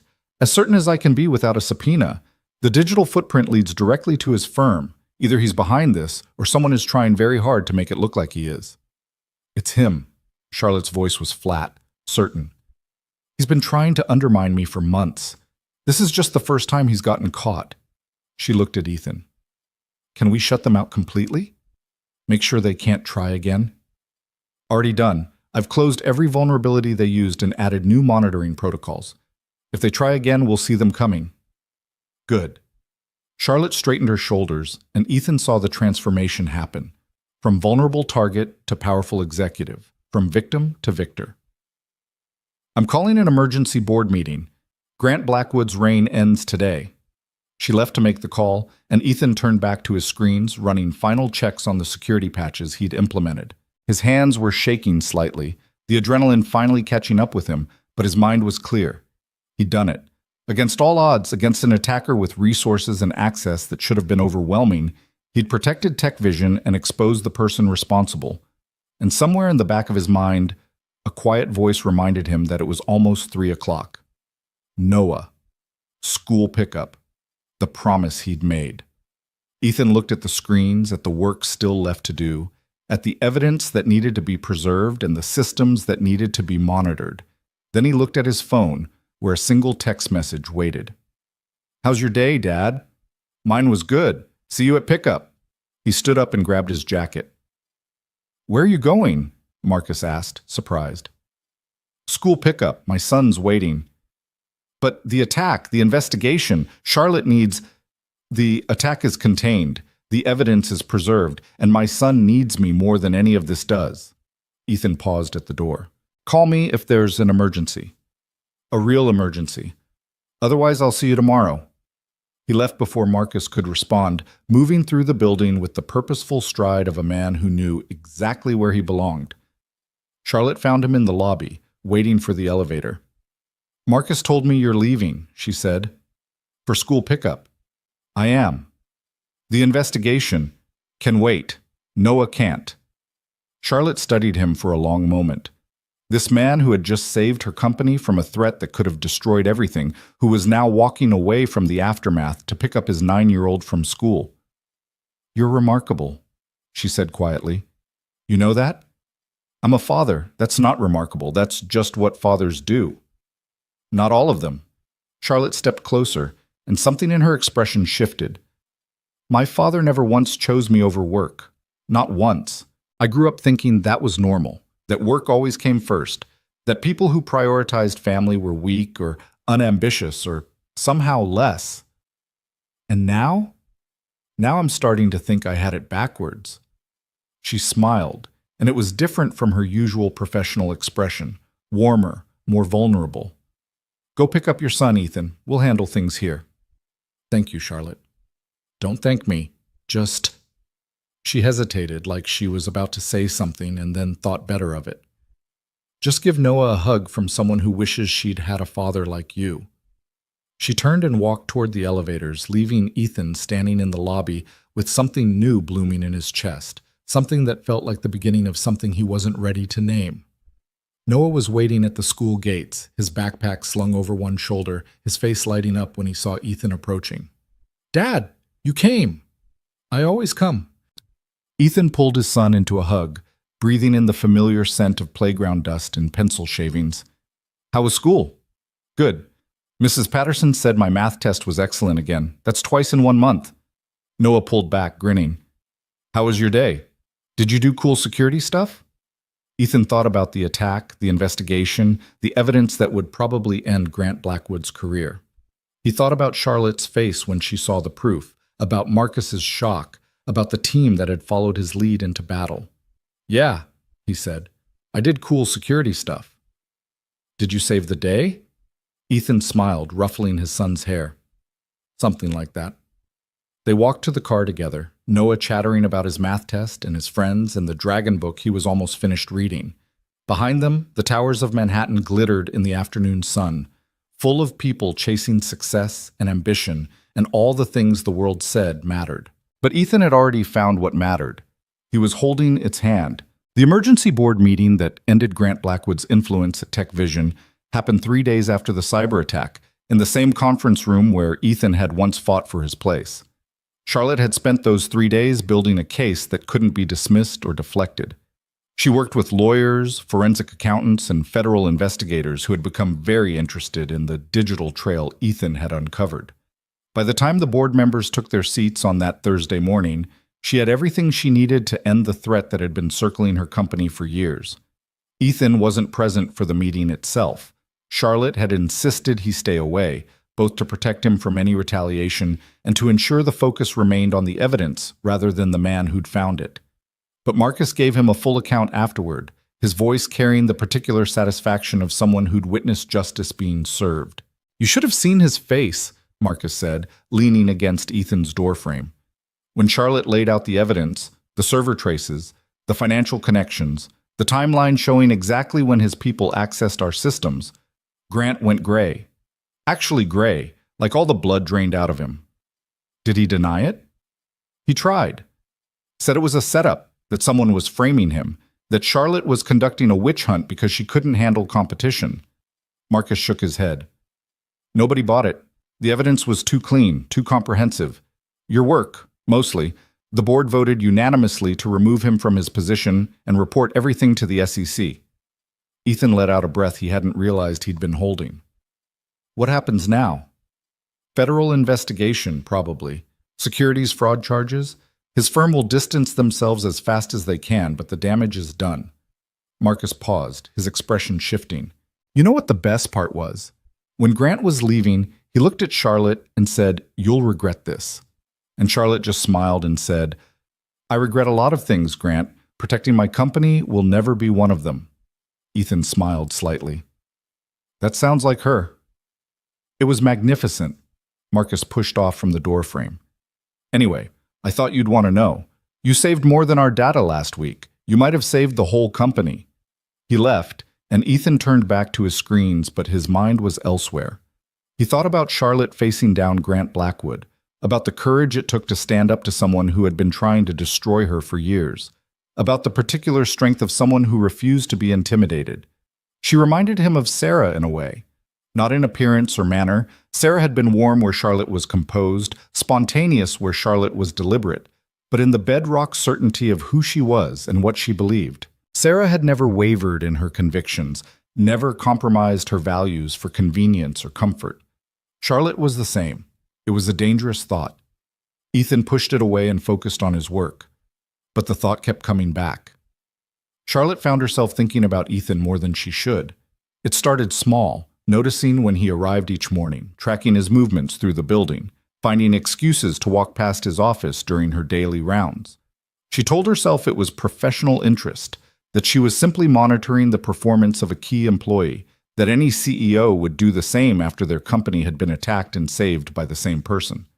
But there were moments that didn't fit that narrative. The way she felt when their eyes met across a crowded conference room.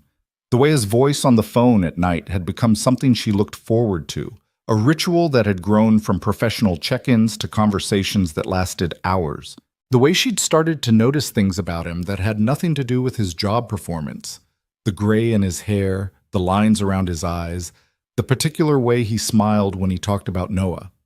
She was 41 years old, the CEO of a company worth billions, and she was developing feelings for her employee like a teenager with a crush. It was inappropriate. It was complicated. It was exactly the kind of thing she'd spent her career avoiding, and she couldn't seem to stop. The first real acknowledgement of what was happening came on a night in late November, during one of their phone calls. They'd been talking for an hour already, about the investigation into Grant, about upcoming changes to the security infrastructure, about a bug Noah had caught at school and was stubbornly refusing to let slow him down. The conversation had drifted into personal territory, as it often did now, and Charlotte found herself telling Ethan things she'd never told anyone.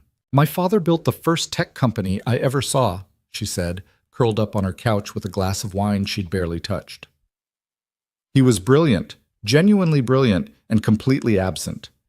He'd work 80-hour weeks and call it sacrifice, tell us he was doing it all for the family, but the truth was, he preferred the office to home. We were complications to be managed, not people to be loved. Is that why you never married?" The question was gentle, without judgment, and Charlotte felt something loosen in her chest at the way he asked it. "Partly. I watched my mother spend 30 years waiting for a man who was never really there, and I swore I'd never do the same thing, so I made work my whole life instead." She laughed, but there was no humor in it. Different path to the same loneliness, it turns out. "You're not lonely." "No?" "No." Ethan's voice was quiet, certain. Lonely people don't call their employees at 10 o'clock to talk about everything and nothing. Lonely people don't remember the names of their staff members' children or notice when someone needs a day off before they ask. You're surrounded by people who care about you, Charlotte. You just haven't let yourself see it. Charlotte was quiet for a long moment, feeling the truth of his words settle into places that had been empty for too long. "When did you get so wise?" she asked finally. "I'm not wise. I'm just old enough to recognize the things I used to miss." Ethan paused. "And I've spent a lot of time thinking about what matters since Sarah died. You get perspective when the worst thing imaginable happens and you survive it. I can't even imagine what that was like. I hope you never have to." His voice softened. "But I'll tell you something I learned from it. Life is shorter than we think, and the things we tell ourselves we'll do someday have a way of never happening. The only time that's real is now." Charlotte set down her wine glass, her heart beating faster than it should. "What are you saying, Ethan?" A long pause. Then, "I'm saying that I think about you more than I should. I'm saying that these phone calls are the best part of my day. I'm saying that I know there are 100 reasons why this is complicated, but I'm tired of letting complications stop me from being honest about how I feel." Charlotte's breath caught. "Ethan, you don't have to say anything. I know the situation. I work for you. There are power dynamics. It's exactly the kind of thing that HR would have a field day with. But you asked me to be honest once, and I've been trying to do that ever since. So here's the honest truth. I have feelings for you, real ones, and I don't know what to do about them. The silence stretched between them, heavy with everything that had been said and everything that hadn't. I have feelings for you too, Charlotte said quietly. I've been trying to ignore them for weeks. Is it working? No. She laughed, and this time there was real humor in it. It's not working at all. What do we do about it? I don't know. I've never been in this situation before. Charlotte paused. But I do know that I don't want to stop talking to you. Whatever else happens, I don't want to lose these conversations. You won't. Whatever else happens, you won't lose me. They talked for another hour after that, but the tone had shifted. Something unspoken had become spoken, and there was no taking it back. When Charlotte finally hung up the phone, it was past midnight, and she lay in bed staring at the ceiling, feeling like her carefully ordered life had just been rearranged in ways she couldn't fully comprehend. She should have been worried, should have been calculating the risks, the complications, the thousand ways this could go wrong. Instead, she was smiling. The shift in their relationship was gradual, almost imperceptible to anyone who wasn't looking for it. Charlotte started finding reasons to stop by Ethan's office, questions about security protocols, updates on the investigation, casual conversations that somehow stretched longer than they should. Ethan started staying late on days when Noah was at therapy, finding reasons to be in the building when Charlotte was working through dinner. Small things accumulated. A cup of tea left on Charlotte's desk, prepared exactly the way she liked it. A note in Ethan's inbox with feedback on a proposal he'd submitted, ending with a smiley face that was completely out of character for the CEO of a billion-dollar company. Looks across conference tables that lasted a beat too long. Accidental touches in elevators that didn't feel accidental at all. The staff noticed, of course. People always noticed. But the whispers were surprisingly kind. Charlotte had been alone for so long that most people seemed happy to see her connecting with someone, and Ethan's reputation had grown to the point where he was seen as a hero rather than a charity case. Marcus was the first to say anything directly. "So," he said, dropping into the chair across from Ethan's desk with elaborate casualness. "You and Charlotte." Ethan kept his eyes on his screen. "What about me and Charlotte?" "Come on, man. I've been watching you two dance around each other for weeks. The whole building's taking bets on when you'll finally admit what everyone else can see." Ethan looked up, his expression carefully neutral. "There's nothing to admit." "Right, and I'm the Queen of England." Marcus leaned forward. "Look, I'm not trying to cause problems. I think it's great, actually. Charlotte's been running herself into the ground for years, and you're the first person I've ever seen make her slow down enough to have a life. But I need to know, are you serious about her? Serious? Serious? Not playing games, not caught up in the boss-employee fantasy, not using her for your career. Serious. Because if you hurt her, there are a lot of people in this building who will make your life very difficult." Ethan met Marcus's gaze directly. "I lost my wife 3 years ago. I haven't looked at another woman since. Not because I was trying to be noble, but because I didn't think I was capable of feeling that way again. And then I met Charlotte, and I realized I was wrong." "So you are serious?" "I'm terrified," Ethan corrected, which in my experience means the same thing. Marcus nodded slowly, something in his expression softening. "Good. That's what I needed to hear." He stood to leave, then paused. "For what it's worth, I think you're good for each other. Just be careful.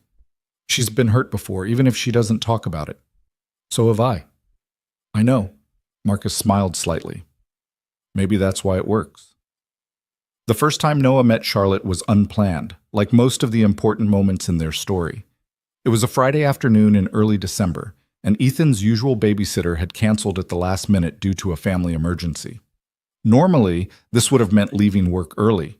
Noah was old enough to be alone for short periods, but Ethan didn't like to push it. But there was a critical system update scheduled that Ethan needed to oversee personally. He was pacing his office trying to figure out the logistics when Charlotte appeared in his doorway. "Karen said you looked stressed," she said. "What's going on?"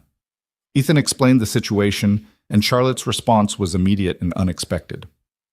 "Bring him here." "What?" "Bring Noah here. He can hang out in my office while you handle the update. I've got a couch, a TV, and a drawer full of snacks that my assistant keeps stocked for late nights. He'll be fine." "Charlotte, I can't ask you to—" "You're not asking. I'm offering."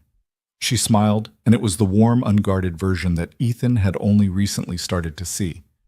"Besides, I've been wanting to meet him. This seems like as good an opportunity as any." An hour later, Noah was installed on Charlotte's office couch, his dragon book in his lap, and a bowl of pretzels within reach. He'd been shy at first, hiding behind Ethan's leg, answering Charlotte's questions in monosyllables, but Charlotte had a way with kids that surprised Ethan. She asked about his book, listened to his explanations of dragon hierarchy with apparent fascination, and didn't talk to him like he was a child who needed to be managed.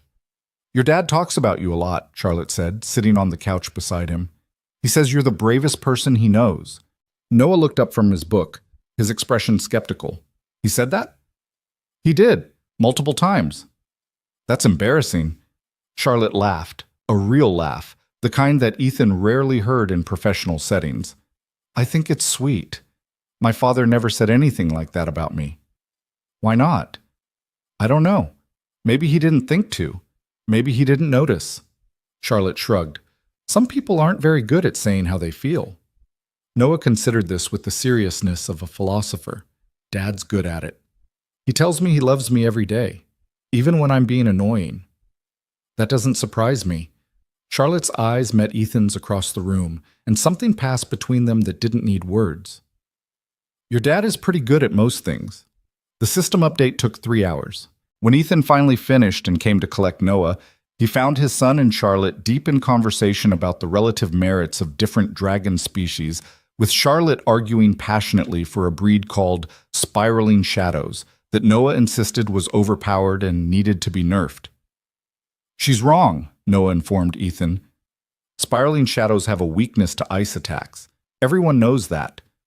"I didn't know that," Charlotte admitted. "You'll have to teach me more next time." Noah's face lit up. "Next time, can I come back? Anytime your dad needs to work late, my couch is always available." On the drive home, Noah was quiet for longer than usual. Finally, he said, "Dad, I like Charlotte." "Do you?" "Yeah, she's nice, and she listens when I talk about dragons, even though adults usually get bored."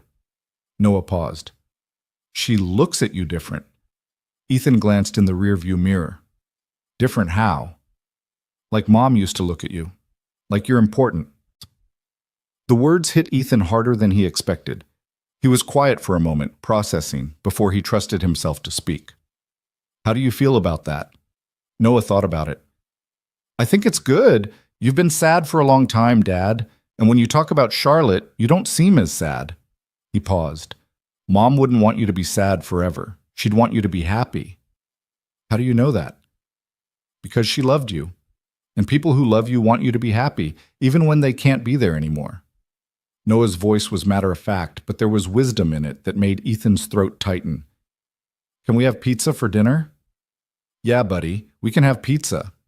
They drove the rest of the way in comfortable silence, and Ethan found himself thinking about what Noah had said. Mom wouldn't want you to be sad forever. She'd want you to be happy. It was true. Sarah would have wanted him to move on, to find love again, to give Noah a complete family instead of just the two of them against the world. She'd told him as much, in those last terrible days in the hospital when they'd both known what was coming.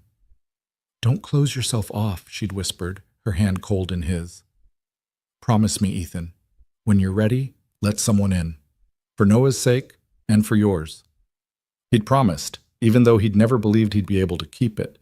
Now, 3 years later, he finally understood what she'd meant. The annual Tech Vision holiday party was held in mid-December, transforming the usually sterile office building into something magical. Charlotte had always hated these events.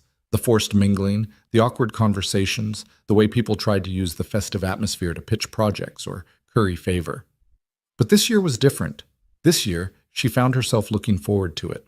She chose her dress carefully, a deep green that brought out her eyes, elegant but not showy, and spent longer on her hair and makeup than she had in years. When she looked in the mirror, she saw someone she almost didn't recognize. A woman who looked happy, who looked like she had something to celebrate. The party was in full swing when Ethan arrived, Noah in tow. Charlotte had invited them both, had insisted, actually, overriding Ethan's concerns about mixing family and work. Noah was wearing a clip-on tie that was slightly crooked, and his eyes went wide when he saw the decorations. "Wow," he breathed. "It looks like a castle." "It's supposed to be a winter wonderland," Charlotte said, crouching down to his level. "But I think castle is better. Maybe we should redecorate." "Can I explore?" "Of course, just stay where your dad can see you." Noah ran off to investigate the dessert table, and Ethan turned to Charlotte with an expression she couldn't quite read. "You look beautiful," he said quietly. "You clean up pretty well yourself." Charlotte took in his suit, clearly new, obviously purchased for this occasion, and felt something warm bloom in her chest. "I wasn't sure you'd come." "Noah wouldn't let me say no. He's been talking about nothing else all week." Ethan paused. "And I wanted to see you, outside of work, outside of phone calls. Just see you. And you're even more beautiful in person." Charlotte felt her cheeks flush, which was absurd. She was 41 years old, the CEO of a major company, and she was blushing like a schoolgirl. "Dance with me," she said impulsively. "What?" "Dance with me. There's music, there's a dance floor, and I haven't danced with anyone in years." She held out her hand. "Please?" Ethan took her hand and they walked together to the dance floor, aware of the eyes following them, not caring. The music was something slow and classic, a jazz standard that Charlotte vaguely recognized, and they moved together with an ease that surprised them both. "People are watching," Ethan murmured. "Let them watch." "This isn't exactly subtle." "I'm tired of subtle." Charlotte looked up at him, her heart pounding. "I'm tired of pretending this isn't happening, of hiding how I feel, of worrying about what people will think.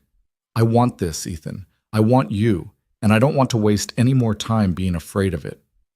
Ethan was quiet for a moment, his hand warm on her waist. Then he said, "Noah asked me today if you were my girlfriend." "What did you tell him?" "I told him I didn't know, that it was complicated." Ethan paused. "But now I'm thinking maybe it doesn't have to be." "What do you mean?" "I mean that I've spent 3 years being careful, being cautious, making sure every decision was the safe one, the right one, the one that wouldn't lead to more pain." His voice dropped. "And I'm tired of it. I'm tired of letting fear run my life. Sarah wouldn't have wanted that. Noah doesn't want that. And He took a breath. "I don't want that anymore either." Charlotte felt tears prick at her eyes, happy tears, overwhelmed tears, the tears of someone who had spent a lifetime building walls and was finally ready to let them fall. "So what do we do now?" "Now?" Ethan smiled, and it was the first truly unreserved smile she'd ever seen from him. "Now we stop pretending. Now we tell Noah, tell the company, tell anyone who asks. Now we start building something real." "That's terrifying." "I know, but the best things usually are." Charlotte pulled him closer, resting her head against his chest, feeling his heartbeat against her cheek. Around them, the party continued, music and laughter and the hum of 100 conversations, but in that moment, there was only the two of them. "Okay," she whispered. "Let's stop pretending." They left the dance floor together, hand in hand, and found Noah at the dessert table with chocolate frosting on his chin and a smile that could have lit up Manhattan. "Dad, Charlotte!" He waved them over excitedly. "There's a chocolate fountain, an actual fountain made of chocolate." Charlotte laughed and grabbed a napkin to wipe his face. "I see you found it. It's the best thing I've ever seen." Noah looked up at them, at their joined hands, at the way they were standing so close together. His smile shifted into something knowing, something wise beyond his years. "Are you guys together now? Like, together?" Ethan glanced at Charlotte, who nodded slightly. "Yeah, buddy," Ethan said. "We're together. Finally!" Noah rolled his eyes with dramatic exasperation. "I've been waiting for you to figure that out for weeks." "You have?" "Dad, I'm 9, not blind. You smile every time she calls. You talk about her all the time. It was super obvious." He grabbed another strawberry and dipped it in the chocolate fountain. "Can we have Christmas at her house? I bet she has a really big tree." Charlotte laughed, wiping happy tears from her eyes. "We can talk about Christmas later. Right now, let's just enjoy the party." They spent the rest of the evening together, the three of them, dancing and laughing and eating too much chocolate. People noticed, of course. The whispers spread through the room like ripples in a pond. But Charlotte found that she didn't care. For the first time in years, she had something worth talking about. And for the first time in 3 years, Ethan felt something he'd thought he'd lost forever. The warmth of a family that wasn't just surviving, but thriving. The drive home that night was quiet. Noah asleep in the back seat, his face still slightly sticky from chocolate. Charlotte had offered them a guest room, but Ethan had gently declined. There would be time for that later, and tonight felt like enough, more than enough. "Thank you," Charlotte had said at the door, her hand lingering in his. "For tonight, for everything. Thank you for not giving up on me. Was that ever an option? I don't know, maybe at the beginning, before I understood what you were really offering." "And what was that?" Ethan had looked at her, really looked at her, seeing everything she was and everything she was becoming, and felt the last of his walls crumble away. "A second chance," he said, "at everything." He'd kissed her then, soft and certain, a promise of things to come. And when he finally pulled away, Charlotte was crying again. Happy tears, overwhelmed tears. The tears of someone who had just discovered that the future could be better than the past. "Good night, Ethan." "Good night, Charlotte." He carried Noah to the car, tucked him into his booster seat, and drove through the December night with the city lights streaming past like fallen stars. In the rearview mirror, his son slept peacefully, dreaming whatever dreams 9-year-olds dream about. And in his chest, for the first time in 3 years, Ethan felt something that wasn't grief or fear or careful, measured hope. He felt joy. The winter after the holiday party was the happiest Ethan had known since Sarah died. Christmas came and went in a blur of warmth and connection, celebrated at Charlotte's apartment with a tree that was indeed as big as Noah had hoped. They decorated it together, the three of them, with ornaments that Charlotte had collected over the years, and a few new ones that Ethan and Noah had chosen at a street fair in Brooklyn. The star on top was crooked, placed there by Noah standing on Ethan's shoulders, and Charlotte had insisted they leave it that way, because imperfection was what made things real. New Year's Eve found them on Charlotte's rooftop terrace, watching fireworks explode over Manhattan while Noah counted down the seconds with increasingly excited shouts. When midnight struck, Ethan kissed Charlotte while their son cheered, and for one perfect moment, everything in the world felt exactly as it should be. January brought new challenges and new victories. The federal investigation into Grant Blackwood's activities concluded with a settlement that cost him his entire stake in TechVision, his reputation in the financial world, and any hope of ever holding influence over Charlotte's company again. The news coverage was extensive. Tech CEO takes down predatory investor, read one headline.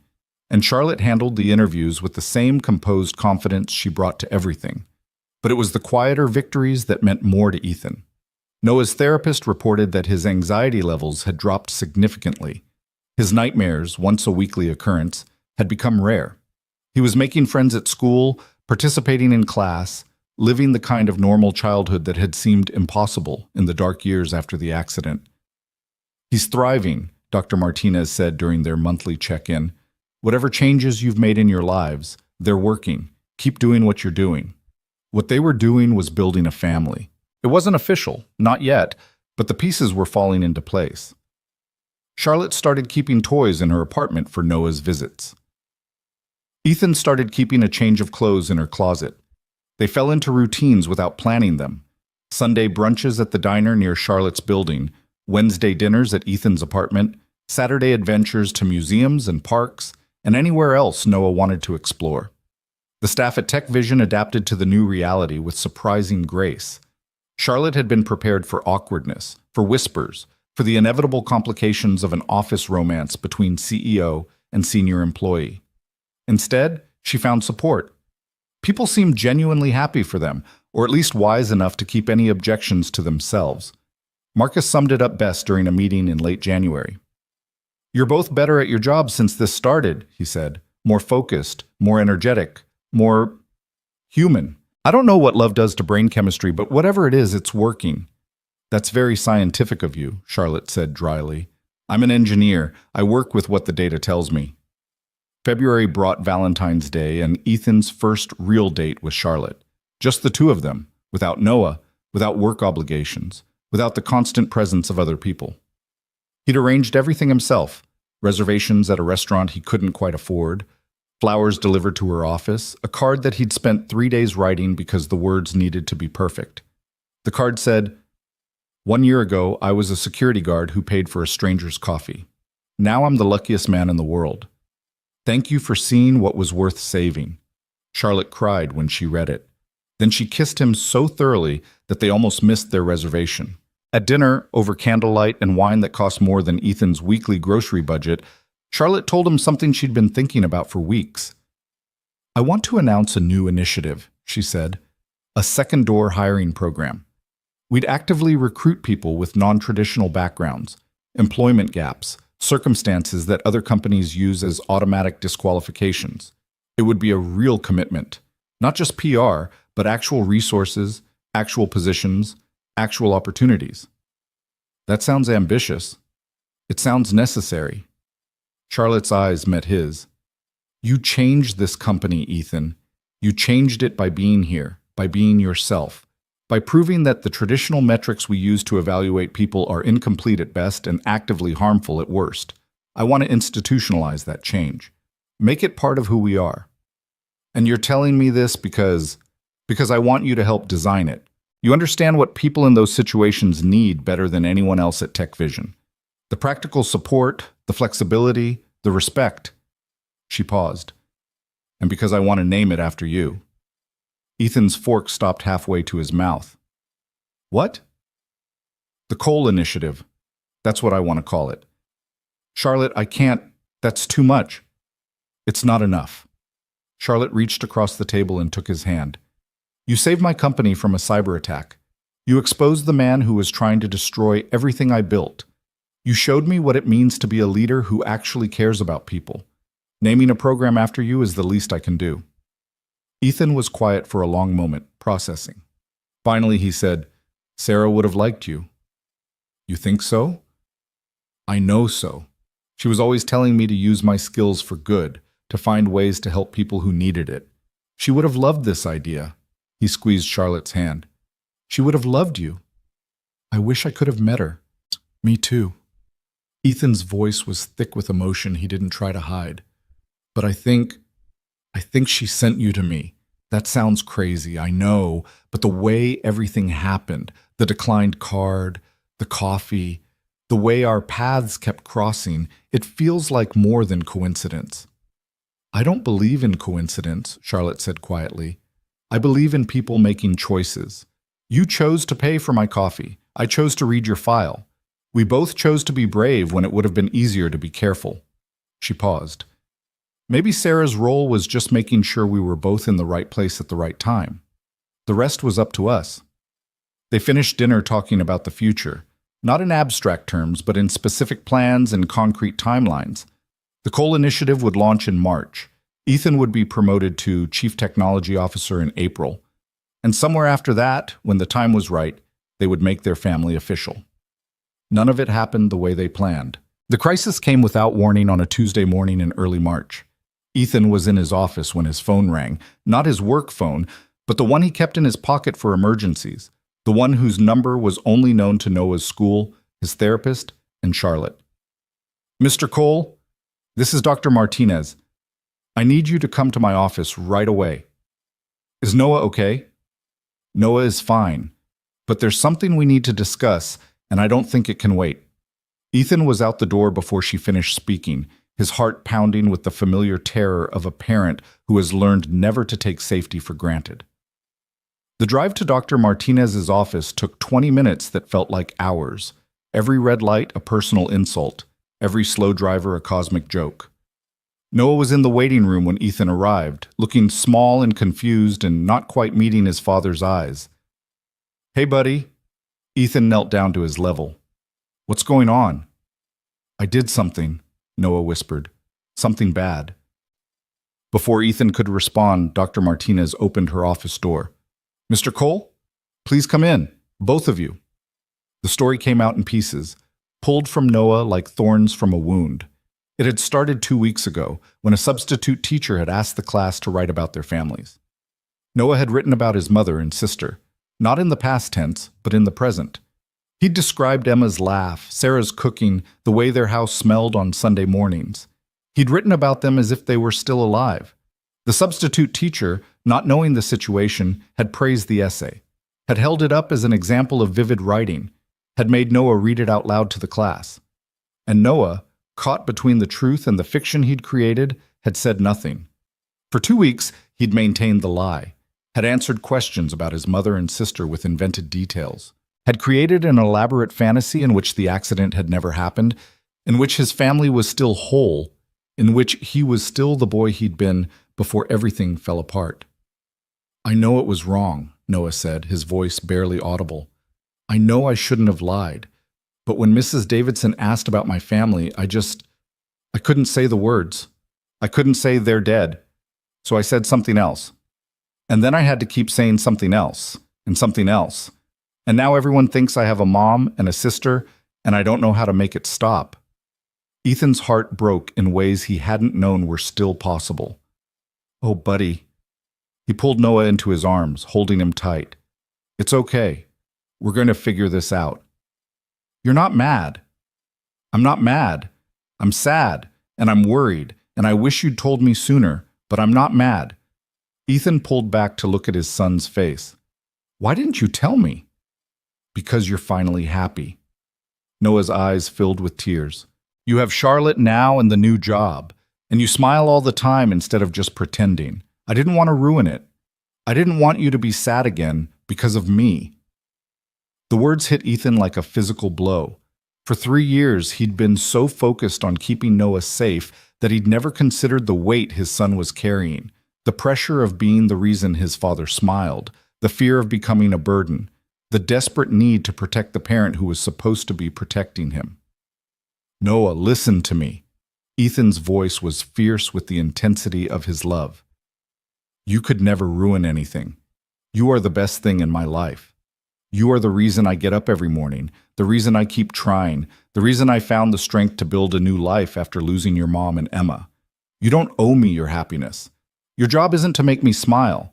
Your job is to be a kid, to struggle and grow and make mistakes and learn from them. That's all. That's everything. Noah was crying now, deep, racking sobs that shook his whole body. Ethan held him through it, rocking him gently, letting him release the grief and fear and guilt that had been building for longer than either of them had realized.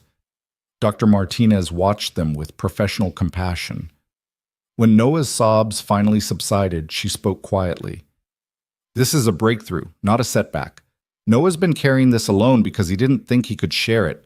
The fact that it came out, even in this way, means he trusts that he'll still be loved on the other side of the truth. She paused. But he's going to need extra support over the coming weeks, and he's going to need to see you be vulnerable too, Mr. Cole. He needs to know that it's okay to not be okay, that the adults in his life struggle too, and that struggling doesn't mean failing. What do I do? Be honest with him about your own grief, your own fears, your own moments of weakness. Show him that strength isn't the absence of pain, it's the willingness to keep going despite it. Dr. Martinez smiled gently, and maybe introduce him to Charlotte in a different way, not as Dad's girlfriend, but as someone who's becoming part of the family, someone who also gets to struggle and make mistakes and be loved anyway. That night, Ethan called Charlotte and told her everything.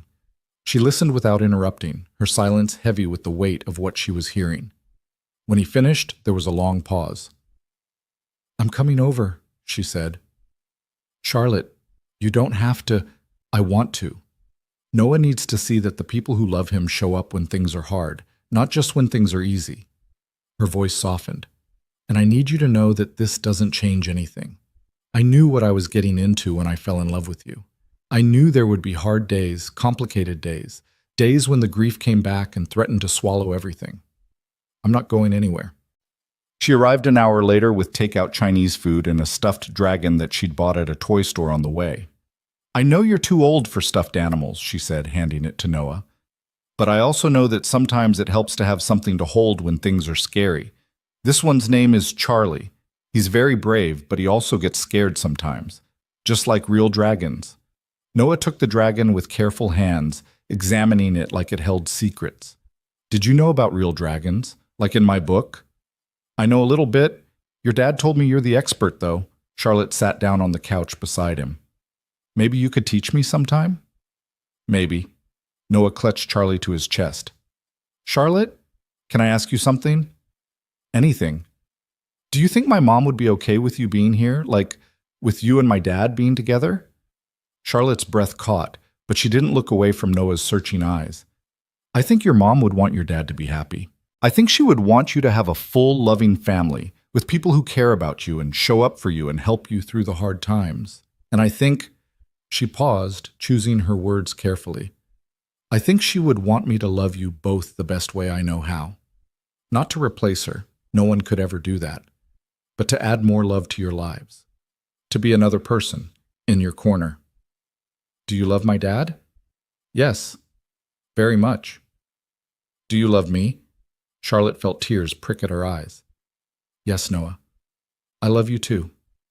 Noah was quiet for a long moment. Then he said, "I love you too, Charlotte. Is that okay?" "That's more than okay."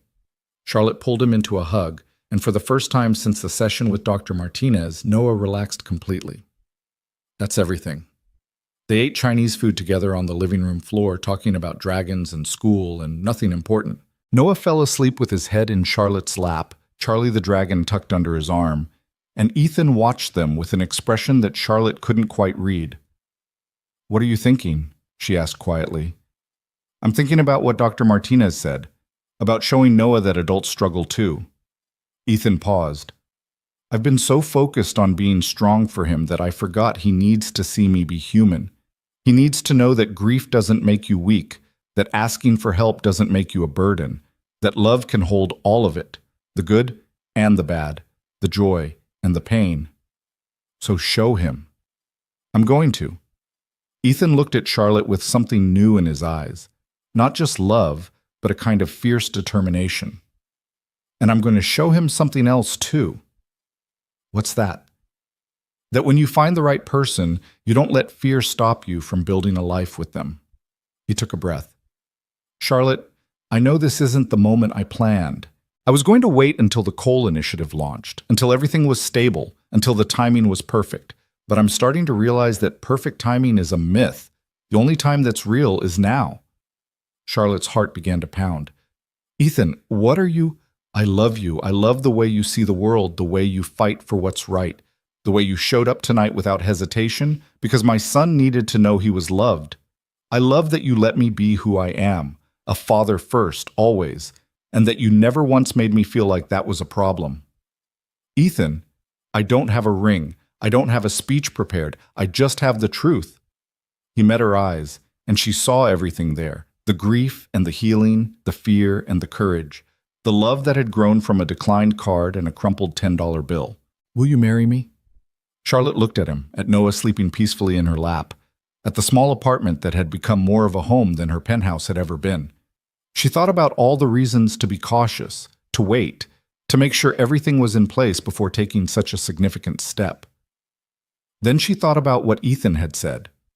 The only time that's real is now. "Yes," she whispered. "Yes, I'll marry you." They kissed over Noah's sleeping form, soft and certain and full of promise. And when Noah stirred and asked what was happening, Ethan told him the truth. Charlotte said, "Yes, buddy, we're going to be a family." Noah's sleepy face broke into a smile. "Finally, I've been waiting for you to ask her for ages." "You have?" "Dad, I'm 9, not blind." He snuggled deeper into Charlotte's lap, pulling Charlie close. "Can we have pancakes for breakfast? To celebrate?" "We can have whatever you want," Charlotte said, her voice thick with happy tears. "We can have everything." The Cole Initiative launched in April, exactly as planned. Charlotte made the announcement at a company-wide meeting, with Ethan beside her on the stage and Noah watching from the front row. She explained the program's goals, actively recruiting people with non-traditional backgrounds, providing flexible work arrangements for caregivers, removing arbitrary barriers that kept talented people from being seen. This company was built on the idea that technology can change the world, Charlotte said. But we forgot that technology doesn't change anything on its own. People do. And the more diverse our people are, in their backgrounds, their experiences, their perspectives, the better equipped we are to build something truly meaningful. She turned to Ethan, and her voice softened. I named this program after someone who taught me what second chances really mean. Someone who showed me that the gaps in a resume might be the most important parts of a person's story. Someone who reminded me that success isn't about perfection. It's about showing up, doing the work, and refusing to give up on the people who matter. She reached for his hand. Ethan Cole came to TechVision as a security guard, and he's leaving this stage as our Chief Technology Officer. Not because I gave him a handout, but because he earned every single thing he achieved. And along the way, he changed this company, and he changed me, in ways I'm still discovering. The applause was thunderous. Noah stood on his chair to cheer, and someone had to remind him that standing on chairs wasn't safe, and Charlotte laughed through her tears because everything was messy and imperfect and absolutely, completely right. The wedding happened in June, on a rooftop in Brooklyn with the Manhattan skyline as their backdrop. It was a small ceremony, just family and close friends, the people who had been part of their journey from the beginning. Marcus served as Ethan's best man. Charlotte's college roommate, a woman named Diana, who had been the only person to know about her father's emotional absence, stood as maid of honor. And Noah, in a suit that made him look much older than 9, carried the rings on a pillow he'd decorated himself with dragons and stars. The officiant asked Ethan to speak his vows, and he pulled out a piece of paper that was already wrinkled from being folded and unfolded too many times. Charlotte, he began, his voice steady despite the emotion in his eyes. 1 year ago, I was a man who had lost everything. I'd lost my wife, my daughter, my career, my sense of who I was supposed to be. I was working as a security guard because it was the only job that let me be the father Noah needed, and I had accepted that my life would be small and careful forever. He looked up from the paper, meeting her eyes.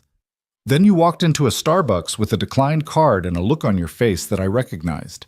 It was the look of someone who had everything the world said they should want and still felt alone. And something in me, some instinct I thought was dead, reached out. I paid for your coffee. $5. The most important investment I ever made. A soft laugh rippled through the crowd. You gave me my career back, but that's not why I love you. You gave me a family, but that's not why I love you either. I love you because you see people, not their resumes or their circumstances or their failures, but the actual human beings underneath. You saw me when I was invisible.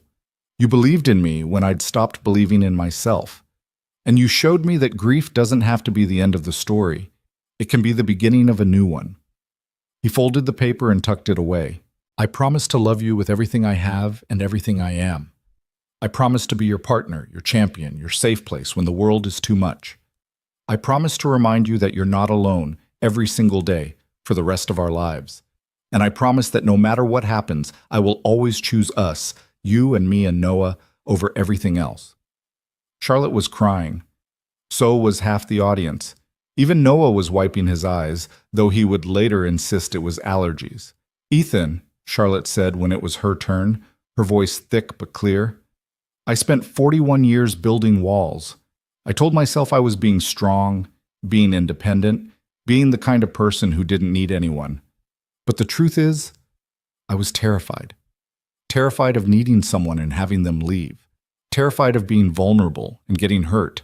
Terrified of loving someone so much that losing them would break me. She reached out and took his hands.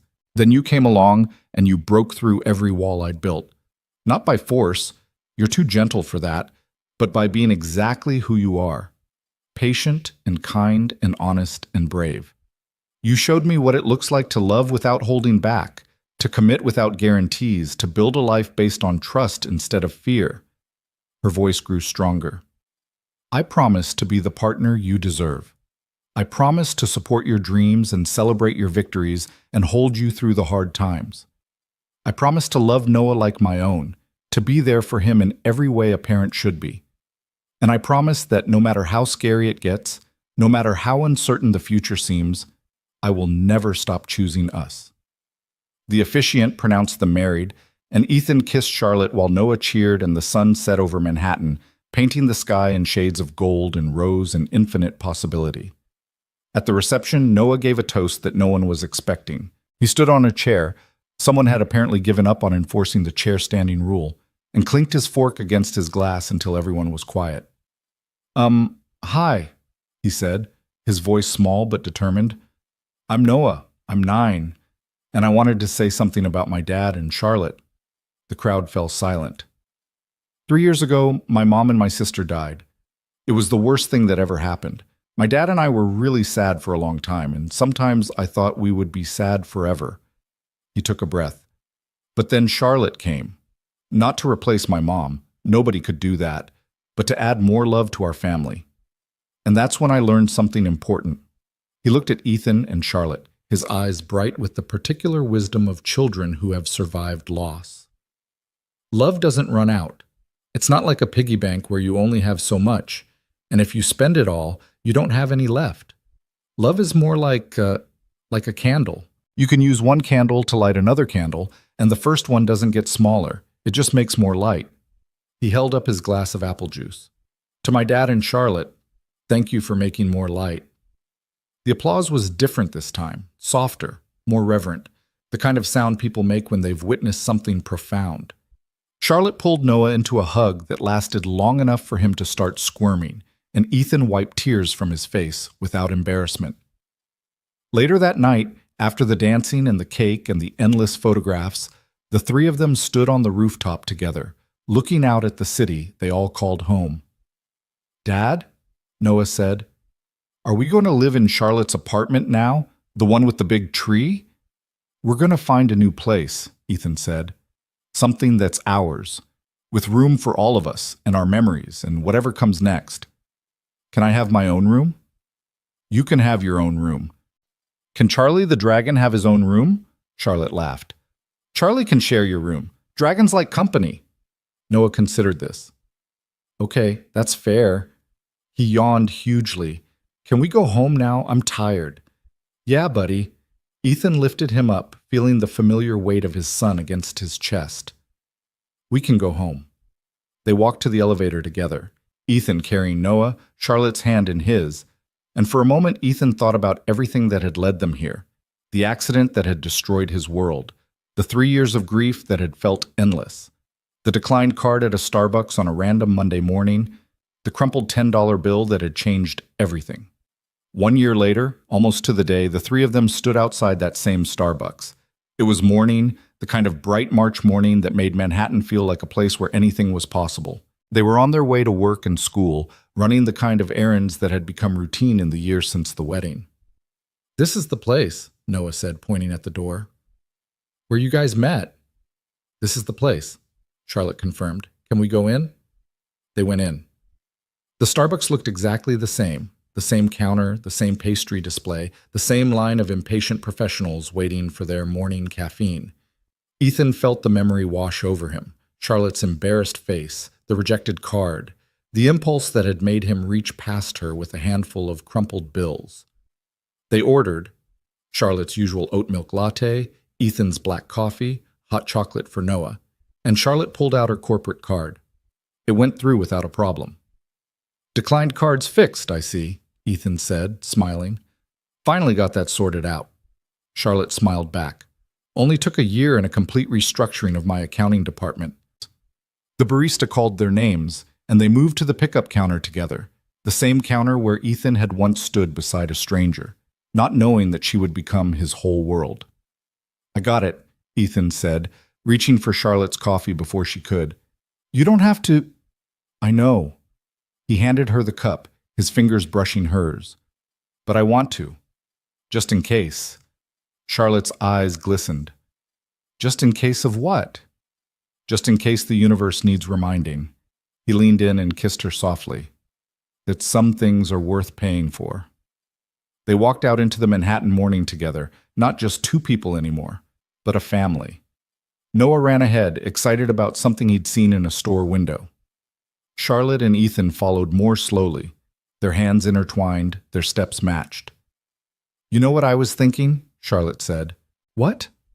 "A year ago, if someone had told me that my life would be completely different, that I would be married, that I would have a son, that I would be happier than I ever thought possible, I would have said they were crazy. And now?